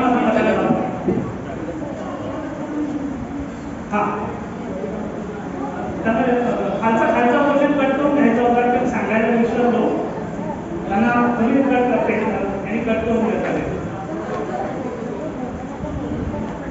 मी ऐकण्यापेक्षा वाचण्यापेक्षा व्यावहारिक गोष्टी करत असताना प्रतिसाद देतो.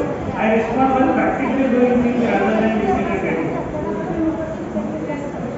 somebody has told you something, somebody has told you something.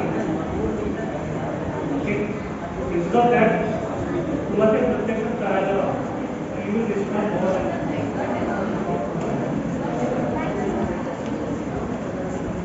That is part of kinesthetic, experiential learning.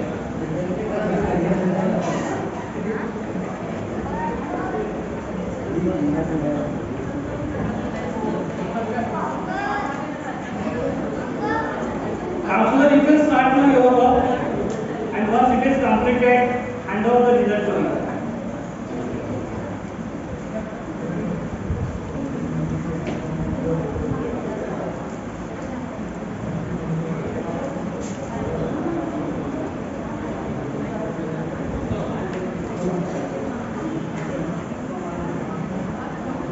अरे पानी की बॉटल तो निकल गई.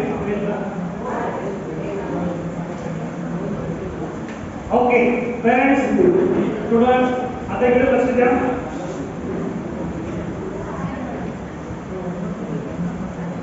सो मार्क्स आर नो मोर needed. मार्क्स आर नो मोर needed. हा डेंजर आहे आता सांगण्यासाठी. कारण आता मी जसं सांगितलं की जेवढ्या जागा आहेत त्याच्यापेक्षा जर जास्त विद्यार्थी आपले ऍप्लिकेशन आले आणि सगळ्यांना 100% मार्क्स असतील तर घ्यायचं कोणत्या वेळेस वरती? आता तुझं नीटची परीक्षा जेवढ्या मेडिकलच्या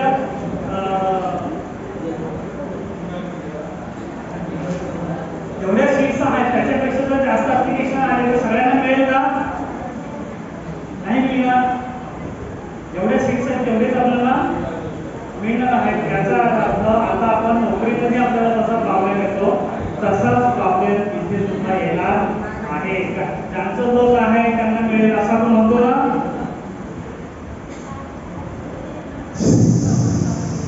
महत्वाचा पाठ आता या ठिकाणी आहे. टर्निंग पॉइंट केलेला आहे.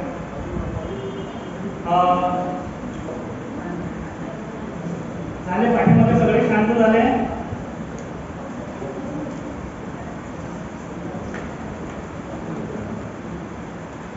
ऍक्च्युली शांतता माझ्यासाठी नाहीये, जे व्हिज्युअल आहे त्यांच्यासाठी खूप महत्वाचे आहे. कारण त्यांना थोडाही नाही सरत नाही. हात कर, माझ्याकडे लक्ष द्या. ओके, आतापर्यंत सेशन कसा वाटला? Nice. Is it informative? Practical informative? जे काय लॉजिक थिअरी वगैरे घेऊन आपल्याला कोणतरी गुगलवर सर्च करून असं वाटतं का? नाही. नाही ना, रिअल लाईफ मधलं आहे. गुड. म्हणजे मला कुठेतरी कनेक्ट होतोय, माझ्या लाईफला कुठेतरी कनेक्ट होते, ह्या गोष्टी आपल्यासाठी खूप महत्त्वाच्या आहेत. आणि मला रिअल लाईफ मध्ये प्रॉब्लेम सॉल्व्ह करायला आवडतं. ओके, तर आताच आपण बघितलं की नाव marks is one of the danger. इथून पुढे तुमचं मेरिट फक्त मार्क्स वरती असणार नाही. 2004 पर्यंत काय होतं, फक्त मार्क्स बघितले जात होते आणि तुम्हाला मेरिट दिलं लावलं जात होते, राईट? तेव्हा मेरिट लिस्ट पण लावत होते. 2005 नंतर तुमचे मार्क्स प्लस तुमची एंट्रन्स टेस्ट. आणि आता इथून पुढे ज्या गोष्टी तुम्हाला मिळणार आहेत त्यामध्ये तुमचा अकॅडमिक स्कोअर बघितला जाईल, तुमची एंट्रन्स टेस्ट पण घेतली जाईल. पण त्याच्या व्यतिरिक्त जसं UPSC MPSCचं सिलेक्शन होतं, अशा पद्धतीचं selection criteria there will be personal interview, there will be group discussions, there will be your personal achievements, काही त्यांची स्पेशल असेसमेंट असेल, राईट? तर ह्या सगळ्या गोष्टी असणार आहेत. आणि याच्यामध्ये ज्यांच्याकडे खरोखर स्किल आहे तेच विद्यार्थी पुढे जाणार आहेत. रट्टा मारून मार्क्स मिळवलेले 90-100% मार्क्स मिळवलेले विद्यार्थी पुढे जाणार नाही. तुम्हाला माहिती आहे, ग्रॅज्युएशन कंप्लीट केलेले फर्स्ट क्लास विथ डिस्टिंक्शन्स बऱ्याच विद्यार्थी 80% चे विद्यार्थी 90% चे विद्यार्थी इंटरव्ह्यूला फेल झाले. का फेल होतात? कारण रट्टा मारून मार्क्स मिळवत येतात, रट्टा मारून इंटरव्ह्यू देता येते का?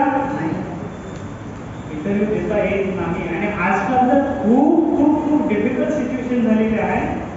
आपण बायोडेटा पाठवलेला असतो, तो बायोडेटा घेऊन आपल्याला शॉर्टलिस्ट करतात. फक्त शॉर्टलिस्ट क्रायटेरिया म्हणून तुमचा बायोडेटा बघितला जातो आणि त्यानंतर तुम्हाला इंटरव्ह्यूला कॉल केला जातो, राईट? इंटरव्ह्यूला कॉल केल्यानंतर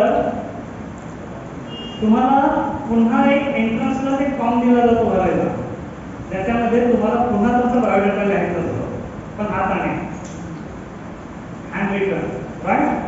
आणि तो हँड रिटन जो फॉर्म आहे तो फॉर्म आतमध्ये जातो आणि त्यानंतर तुम्हाला इंटरव्ह्यूसाठी कॉल केला जातो. इंटरव्ह्यूला काय प्रश्न विचारले जातात आणि मग त्यामधून काही लोकांचं सिलेक्शन होतं. You know how they are selecting? तुमचा इंटरव्ह्यू चांगला गेला की वाईट गेला त्याच्यामध्ये तुमचं सिलेक्शन करतात का? तुम्हाला काय वाटतं? अच्छा, बोलताना कॉन्फिडन्स चेक करतात. ओके, आणखी काय काय चेक करतात? कम्युनिकेशन स्किल चेक करतात, आय कॉन्टॅक्ट चेक करतात. ओके, आणखी काय?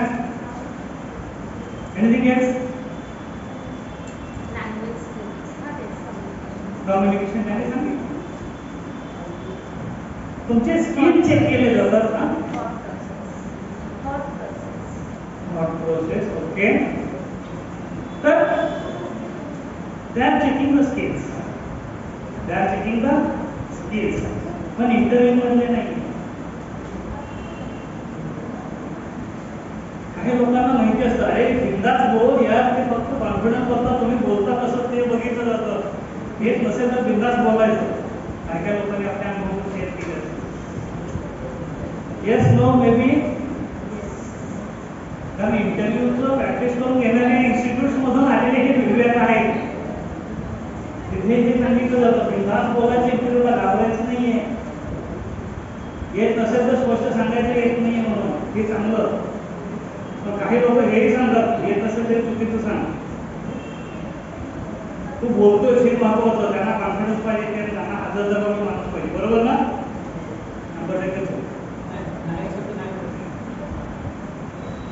त्यांना बघायचं असतं वेगळंच. त्यांना बघायचं असतं की टॉप 10 स्किल्स तुमच्याकडे आहेत का, जे HR साठी महत्वाचे आहेत. कोणते? Are you responsible? Are you committed? Are you trustworthy? Are you self starter? खोटं जर बोलत नाही ना.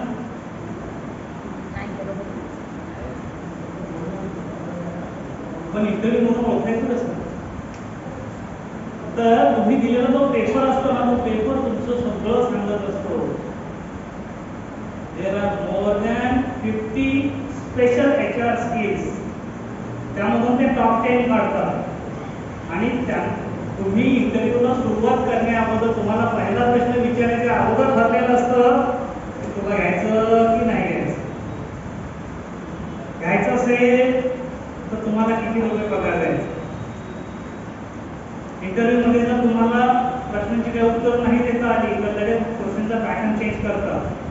जर तुम्हाला घ्यायचंच असेल they will ask some silly questions. फॅमिलीचं बॅकग्राऊंड वगैरे विचारतील, 2-3 इकडचे तिकडचे गप्पा मारतील आणि सांगतील ठीक आहे जा का तुम्हाला घ्यायचं. तर तुम्हाला घ्यायचं नसेल तर वर्स्ट टू वर्स्ट क्वेश्चन्स अशा पद्धतीने द्यायचे की तुम्ही स्वतः टेन्शनमध्ये येऊन असे प्रश्न तुम्हाला विचारले जातात. And how they are identifying it? They are identifying everything based on your handwriting. तुमचं हँडरायटिंग बोलतो, तो सगळं सांगतो. तुम्ही खोटं बोलत असाल तर तेही दिसतं. तुमच्याकडे कॉन्फिडन्स नसेल तर तोही दिसतो. तुम्ही खोटा कॉन्फिडन्स दाखवत असाल तर तोही दिसतो. तुमच्याकडे कम्युनिकेशन स्किल आहे की नाही तेही दिसतं. Are you open minded or not तेही दिसतं. Are you ready to learn new things तेही दिसतं. Do you have integrity or not तेही दिसतं. तुम्हाला कुठंच काही मिळालं नाही म्हणून तुम्ही आमच्याकडे आले आहात का तेही दिसतं. तेही दिसतं. आणि तुम्ही चलो यार अभी कुछ भी नहीं है, 6 महीने के लिए तो मिल रहे तो भी काफी है, ऐसा भी अगर सोच के आ रहा है तो वो भी दिखता है. अभी मुझे बताओ आपका सिलेक्शन अगर करना है आपके लिए क्या जरूरी है? Laboratories. You need support from the colleges. आणि इथे या हॉलमध्ये तिथून 5 ग्राफॉलॉजिस्ट बसलेले आहेत.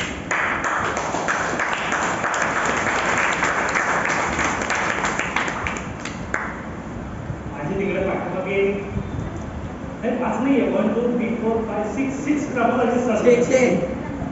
6 ग्राफॉलॉजिस्ट असतात. नंतर बघितलं 6 ग्राफॉलॉजिस्ट असतात. तिथे तुमचं हँडरायटिंग चेक करून तुम्हाला सांगू शकतात, तुमची सही चेंज करून सांगू शकतात की तुम्ही यशाच्या दिशेला आहात की अधोगतीच्या दिशेला. तुमचं रिलेशनशिप कसं चालू आहे, घरी वादविवाद कसे चालू आहे, भांड्याला भांडं नेमकं कुठे लागतं तेही कळतं. सगळ्या काही गोष्टी कळतात. मला सगळं आपल्याला सांगणं खूप शक्य नाही आहे, परंतु handwriting talks more than who you are. म्हणजे तुम्हाला जे माहित नाही माहिती आहे ना, गुगलला आणि फेसबुकला आपल्यापेक्षा जास्त आपल्याबद्दल माहिती आहे. हो. तसं एका ग्राफॉलॉजिस्टला तुमच्याबद्दल तुम्ही लपवून ठेवलेल्या सगळ्या गोष्टी कळतात. फक्त कोणी ओपनली बोलत नाही, बिकॉज इट्स अ प्रोफेशन. आणि या प्रोफेशनमध्ये महत्त्वाची गोष्ट असते ती म्हणजे प्रायव्हसी. राईट. त्यामुळे आमच्याकडे आलेले जे हँडरायटिंगचे सॅम्पल्स असतात सॅम्पल चेक केला, सगळं काही केलं की लगेच सॅम्पल्स आणि त्याच्याबद्दलचं असलेला थॉट्स होते दोन्ही आम्ही डिलीट मारतो. अदरवाईज तुमचं ॲनालिसिस तिच्यामध्ये, तिचा ॲनालिसिस तिच्यामध्ये, तिचा ॲनालिसिस त्याच्यामध्ये, असं सगळं गोंधळ होऊन जाईल. आणि मग आपला अष्टमीचा जो गोपाळ केला असतो काय, त्याच्यासाठी ती जेवण बनवतं काय त्यांना म्हणतात, गोपाळ करत ना, ते पूर्ण सगळी भाजी एकत्र करून टाकतात ते. तर तसं व्हायला नको आपल्याला. So immediately we are setting the तुमच्या हँडरायटिंगमध्ये, तुमच्या हँडरायटिंग मधून असं सिलेक्शन केलं जातं. म्हणजे तुम्हाला मी एवढं केलेलं आहे, मला हे येतं, मला ते येतं वगैरे, या सगळ्या गोष्टी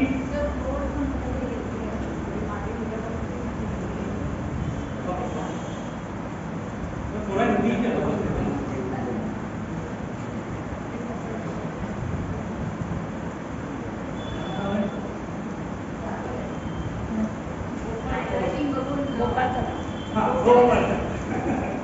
सो आपका स्किल अगर आपके पास है तभी तो दिखेगा. अगर आपने जानबूझ के अगर अच्छा लिखने की कोशिश भी की तो भी वो अच्छा नहीं आएगा. जैसे आप अंदर से हो वही आएगा. आपको लगेगा कि ये हैंडराइटिंग बहुत बढ़िया है, लेकिन हर अच्छी दिखने वाली चीज अच्छी नहीं होती. यू नो, हम कभी कभी बहुत बताते हैं कि मजाक की गोबर के ऊपर मलाई डाल के केक भी बनाया जाता है सेलिब्रेशन के. केक दिखने के लिए तो कितना बढ़िया है ना, लेकिन उसके नीचे गोबर है, उसका स्मेल आएगा. ये सब लोग तुम कितना भी सेंट लगाओ, कुछ भी करो, उसका स्मेल आएगा. आपने अपना हैंडराइटिंग किसी भी छिपाने की कोशिश करो, आप छिपा रहे हैं वो भी समझ में आता है. यू आर हाइडिंग समथिंग, वो भी पता चलता है. तो हाइड एंड सीक करने की जरूरत भी नहीं है. जो है वो है, दिखा दो, राइट ना. और सामने से सजेशंस ले लो, भैया मैं ऐसा हूँ, मुझे क्या करना है, मेरा तो वो ये है. वो बोलेगा कि यहाँ से यहाँ ये डंडा इधर नीचे आ रहा है, उसको ऊपर ले लो, ये इधर से लेफ्ट नीचे आ रहा है, उसको राइट कर लो, सीधा कर लो. कुछ ना कुछ तो बताएगा. यहाँ पे जो एक्स्ट्रा मार्क आ रहा है, एक्स्ट्रा जो मार्क आ रहा है, उसको हटाना पड़ेगा. कुछ ना कुछ तो आपको सजेशन मिलेगा, और वो सजेशन को लेकर आपको काम करना है. Graphologist will guide you for your success. मैंने एक कोर्स चालू किया था मतलब मुझे लगता है 2013-14 में चालू किया था. बट अभी मैं सेलिब्रिटी नहीं था. अब मैंने कोर्स चालू किया था कि सिग्नेचर का ऑटोग्राफ. लेकिन जब मुझे क्वेश्चन किया कि तुम तो सेलिब्रिटी नहीं है तो ऑटोग्राफ कहाँ, बोला ठीक है देख लो 6 महीना. एंड 6 महीने के अंदर मेरा वर्ल्ड रिकॉर्ड हो गया. ऑलरेडी इट वाज प्लान. मैं तो काफी जहाँ था वहां से तो काफी ऊपर गया था. खाली मेरे नाम के सामने स्टैंपिंग नहीं हो गया था कि मैं सेलिब्रिटी हूँ. बट इट और 15 अक्टूबर 2015 I got the world record maths का पास्कल ट्रायंगल. किसी को मालूम है? क्योंकि अभी भी वो इंडिया में सिखाया नहीं जाता है. ओके, मैथ्स का pascal triangle. I am the first in India end Asia, I am the first in India end Asia कि जिन्होंने पास्कल ट्रायंगल का स्टडी करके उसको फर्स्ट 25 रोज हमने बनाया था ground pay by human foundation. और उसमें नंबर्स थे 1 to 17 lakhs और 325 बच्चे 30 I think more than 10 schools western Mumbai के 10 से ज़्यादा स्कूल्स के 325 बच्चों को लेके हमने वो वर्ल्ड रिकॉर्ड बनाया. and it got been highlighted in Limca Book of Record, India Book of Record, India Book of Record, international भी 2 जगह पे आया है। Guinness book of world record का हमारा 4 सेकंड से 4 सेकंड्स के लिए हमने लैप किया, जो हमारा Guinness book of world record के लिए। And in a day I become celebrate.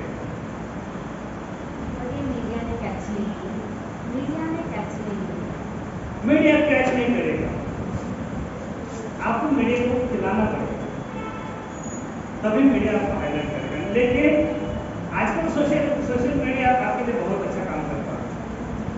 Facebook free है, लोग कहती है अपने बारे में क्यों बताना, अरे आपने बताओगे क्या दुनिया बताएगी? पहली चीज तो आपको खुद को सेव करना है, जरूरी है। तभी से लेकर आज तक मेरा वो प्रोग्राम अच्छा चल रहा है। बहुत सारे सेलिब्रिटीज मैंने बनाए हैं, बहुत सारे सेलिब्रिटीज मैंने बनाए हैं। मेरे मोबाइल में आ जाता देखेंगे तो फिल्म इंडस्ट्री से बहुत सारे लोगों को कॉन्टेक्ट, जिनको मैंने कंसल्ट किया। अभी प्राइवेसी की वजह से नाम किसी का नहीं दे सकता, बट देयर आर पीपल जिनको मैंने गाइड किया है। बहुत सारे बिजनेसमैन हैं जिनको हमने सपोर्ट किया है। ये सब चीजें बहुत जरूरी है। If you are in college और if you are in school, आपका हैंडराइटिंग अभी के अभी चेक करके उसका टेस्ट करके ले लो कैसे चाहिए। We have 10 days online course कि handwriting improvement based on pathology. आपको ऑल ओवर वर्ल्ड में, इंडिया में सब जगह पे हैंडराइटिंग इंप्रूवमेंट भी मिलेगा। और लिखने के लिए अच्छा हैंडराइटिंग है। मैंने अभी भी बोला था, गोबर के ऊपर मलाई मार के दे दिया, कलरिंग करके दे दिया तो वो केक नहीं बनता। बट हर अच्छी दिखने वाली चीज अच्छी नहीं होती है, वो सच में अच्छी होनी जरूरी है। End further focus only one pathologist can support you, not a ordinary handwriting classes वाला। वो आपको सपोर्ट नहीं करेगा, वो बोलेगा कि जो दिखने के लिए अच्छा है ना वैसे बनाओ, यहाँ से ऐसा खींचो होता है कि वो स्टाइल में जैसा दिखता है वो स्टाइल आपकी पूरी लाइफ की स्टाइल बना देगा। ओके, चलेगा आपको? आप जहाँ थे वहाँ से कहीं और जगह पे जाकर टपक जाओगे, चलेगा? नहीं चलेगा ना? तो ऐसी चीज नहीं करना है, लाइफ में कभी नहीं करना है। उसमें हैंडराइटिंग चेंज करना है तो सबसे पहले कंसल्ट यूर पैथोलॉजिस्ट। आपको अगर सिग्नेचर में problem, most of the times लोगों के पास है सिग्नेचर में प्रॉब्लम है, तो सिग्नेचर के लिए भी पैथोलॉजिस्ट को सब सपोर्ट ले लो। आप काम कर रहे हैं लेकिन सक्सेस नहीं मिल रहा है, डिस्कस विद योर काउंसलर, वो आपको गाइड करेगा कि क्या करना है क्या नहीं करना है। सरदर्द हो रहा है तो आप डॉक्टर के पास जाते हैं ना, वैसे हर चीज के लिए काउंसलर के पास जाओ। आज जमाना बदल गया है, ये मत सोचना है कि काउंसलर के पास जाना है तो मुझे क्या इसकी बीमारी है क्या, बराबर है ना? कुछ लोगों को पहले था कि साइकियाट्रिस्ट के पास जाएंगे तो क्या बोलते थे, मैं पागल हूँ उसके पास जाने के लिए। आज पागलपन की जरूरत नहीं है। आपको शायद मालूम नहीं होगा 90% डिसीजेस, बीमारी बिना दवाई की ठीक हो जाती है। मालूम है किसी को? मालूम है आपके कंधे क्यों दर्द करते हैं? अरे आपने जिस दिन रिस्पॉन्सिबिलिटी लेना बंद कर दिया उसी दिन से आपके कंधे दर्द करना चालू कर देगा। If you are struggling in money, पैसे के लिए अगर आप परेशान हो तो आपका लोअर बैक चालू, यहाँ पे पेन करना चालू हो जाएगा। डॉक्टर के पास बोलेंगे तो आप बोलेंगे कि ये लोग कैल्शियम की दवाई करो। आप मनी के बारे में सोचना बंद करोगे ना, तुरंत 2 मिनट के अंदर ये पेन गायब। ये इमोशंस है। आप डिसीजन ये ले लो वो ले लो, ए जाना है या बी जाना है, ऐसा करोगे ना आपको इंस्टेंट सर्दी आ जाएगी, सर्दी खांसी चालू हो जाएगी। खांसी तो नहीं है लेकिन सर्दी चालू हो जाएगी, स्नीजिंग चालू हो जाएगा। आप बोलोगे यार ऐसा अचानक मुझे सर्दी, बराबर है? आपको किसी को कुछ बोलना चाहते हैं लेकिन आप बोल नहीं पा रहे हैं, आपको खांसी हो जाएगी, गले में किसकिस होना चालू हो जाएगा। तो क्या करना है आपको? चेक करना है, यार मैं किसी के साथ कुछ शेयर करना चाहता हूँ लेकिन कर नहीं पा रहा हूँ, तो कौन सी चीज़ है, इसका कौन सा बनता है, उसको जाके मिलो, उसको बोलो। अगर वो नहीं कर सकते तो कम से कम कागज के ऊपर बोल लिख के छोड़ दो, आपकी खांसी ठीक हो जाएगी। 90% डिसीजेस आपको, इवन थायराइड, आपका हार्मोन्स इम्बैलेंस, बहुत को डॉक्टर को बहुत कुछ बताएंगे, वो आपका इमोशनल इम्बैलेंस है। आपका इमोशनल इम्बैलेंस वो ज़्यादा हो जाता है। आपका cancer is not disease, asthma is not disease. जब पहले लेवल पे होता है तो वो डिसीज नहीं है, वो सेकेंड एंड थर्ड लेवल पे जाता है ना, तभी डिसीज होता है। आप किसी के साथ कंपटीशन नहीं कर रहे, इनकम्पटीशन है। सो मेनी थिंग्स हमने होल्ड करके रखा है, तो वो जो होल्ड करके रखा है ना किसी के बारे में, वो कहा जाता है वो स्टक होकर कहीं ना कहीं तो ब्लॉकेज बना के आ जाता है, उसका कहीं ना कहीं तो नॉट बनता है और वो कैंसर इन्फेक्ट हो जाता है। अरे वेटिंग, इसलिए बहुत बार हमने लिखा है वो लाइफ में स्मोकिंग नहीं कर सकते, कैंसर हो जाता है। लाइफ में उसने बहुत कुछ ऐसा होल्ड करके रखा है, इसीलिए कैंसर हो गया है, तो फ्लो में नहीं है। अरे वेटिंग, तो हर चीज के लिए डॉक्टर के पास जाना जरूरी नहीं है। मैं आपको एक बुक सजेस्ट करता हूँ, you can heal your life. Yes, ये बुक में आखिरी में कम से कम 150 पेजेस दिए हैं, उसमें हर एक डिसीजेस का रीजन बताया है। You can heal your life. Google पे सर्च करो you can heal your life space PDF, आपको पीडीएफ का लिंक है, लेकर डाउनलोड कर लो। अगर नहीं मिल जाता है तो यू कैन कॉन्टैक्ट मी, मैं आपको दे दूँगा। तो मैं अभी न्यू मेथड के बारे में बता रहा था, राइट? एडमिशन प्रोसेस के लिए न्यू मेथड, जॉब के लिए न्यू मेथड्स, सब कुछ नया नया आ रहा है। हमारा मेरिट्स का कुछ लेना देना नहीं है, तो फोकस कहाँ होना चाहिए हमारा? स्किल्स के ऊपर। Counsellors are ready to results come here. मैंने बोला था ना, जैसे बोलेगा इंग्लिश आएगा मेरे को, सब लोग वेट करो यार रिजल्ट में। ठीक सेपरेट कर दिया, हाँ, ओके ग्रेट, थैंक यू।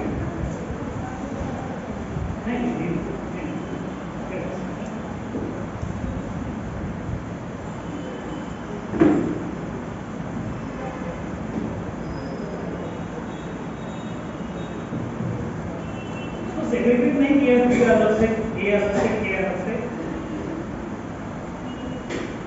बोला था ना मैंने। ठीक है ओके।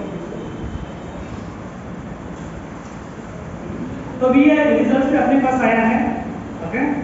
मैं जस्ट रिजल्ट आपको अनाउंस करता हूँ। अगर आपको मोबाइल के ऊपर आप नोट करके लिख सकते हैं, या इसके ऊपर जो नंबर दिया है वो नंबर पे मैं आपको रिजल्ट व्हाट्सएप पे कर दूंगा, लेकिन वो आपको कर मिलेगा, ओके। अभी मैं क्या अनाउंस करता हूँ, आप नोट करके लिख सकते हैं, ओके। तो यहाँ पे रिजल्ट में बता रहा हूँ, जैसे मैं नाम लूंगा हाथ ऊपर कर लेना, ओके, ताकि मुझे पता चलेगा कि कौन कहाँ बैठे हैं। साक्षी, ऐसा हाथ मत करना, ऐसा ओके। आपका B5 A2 एंड A5 आप विजुअल है, आपको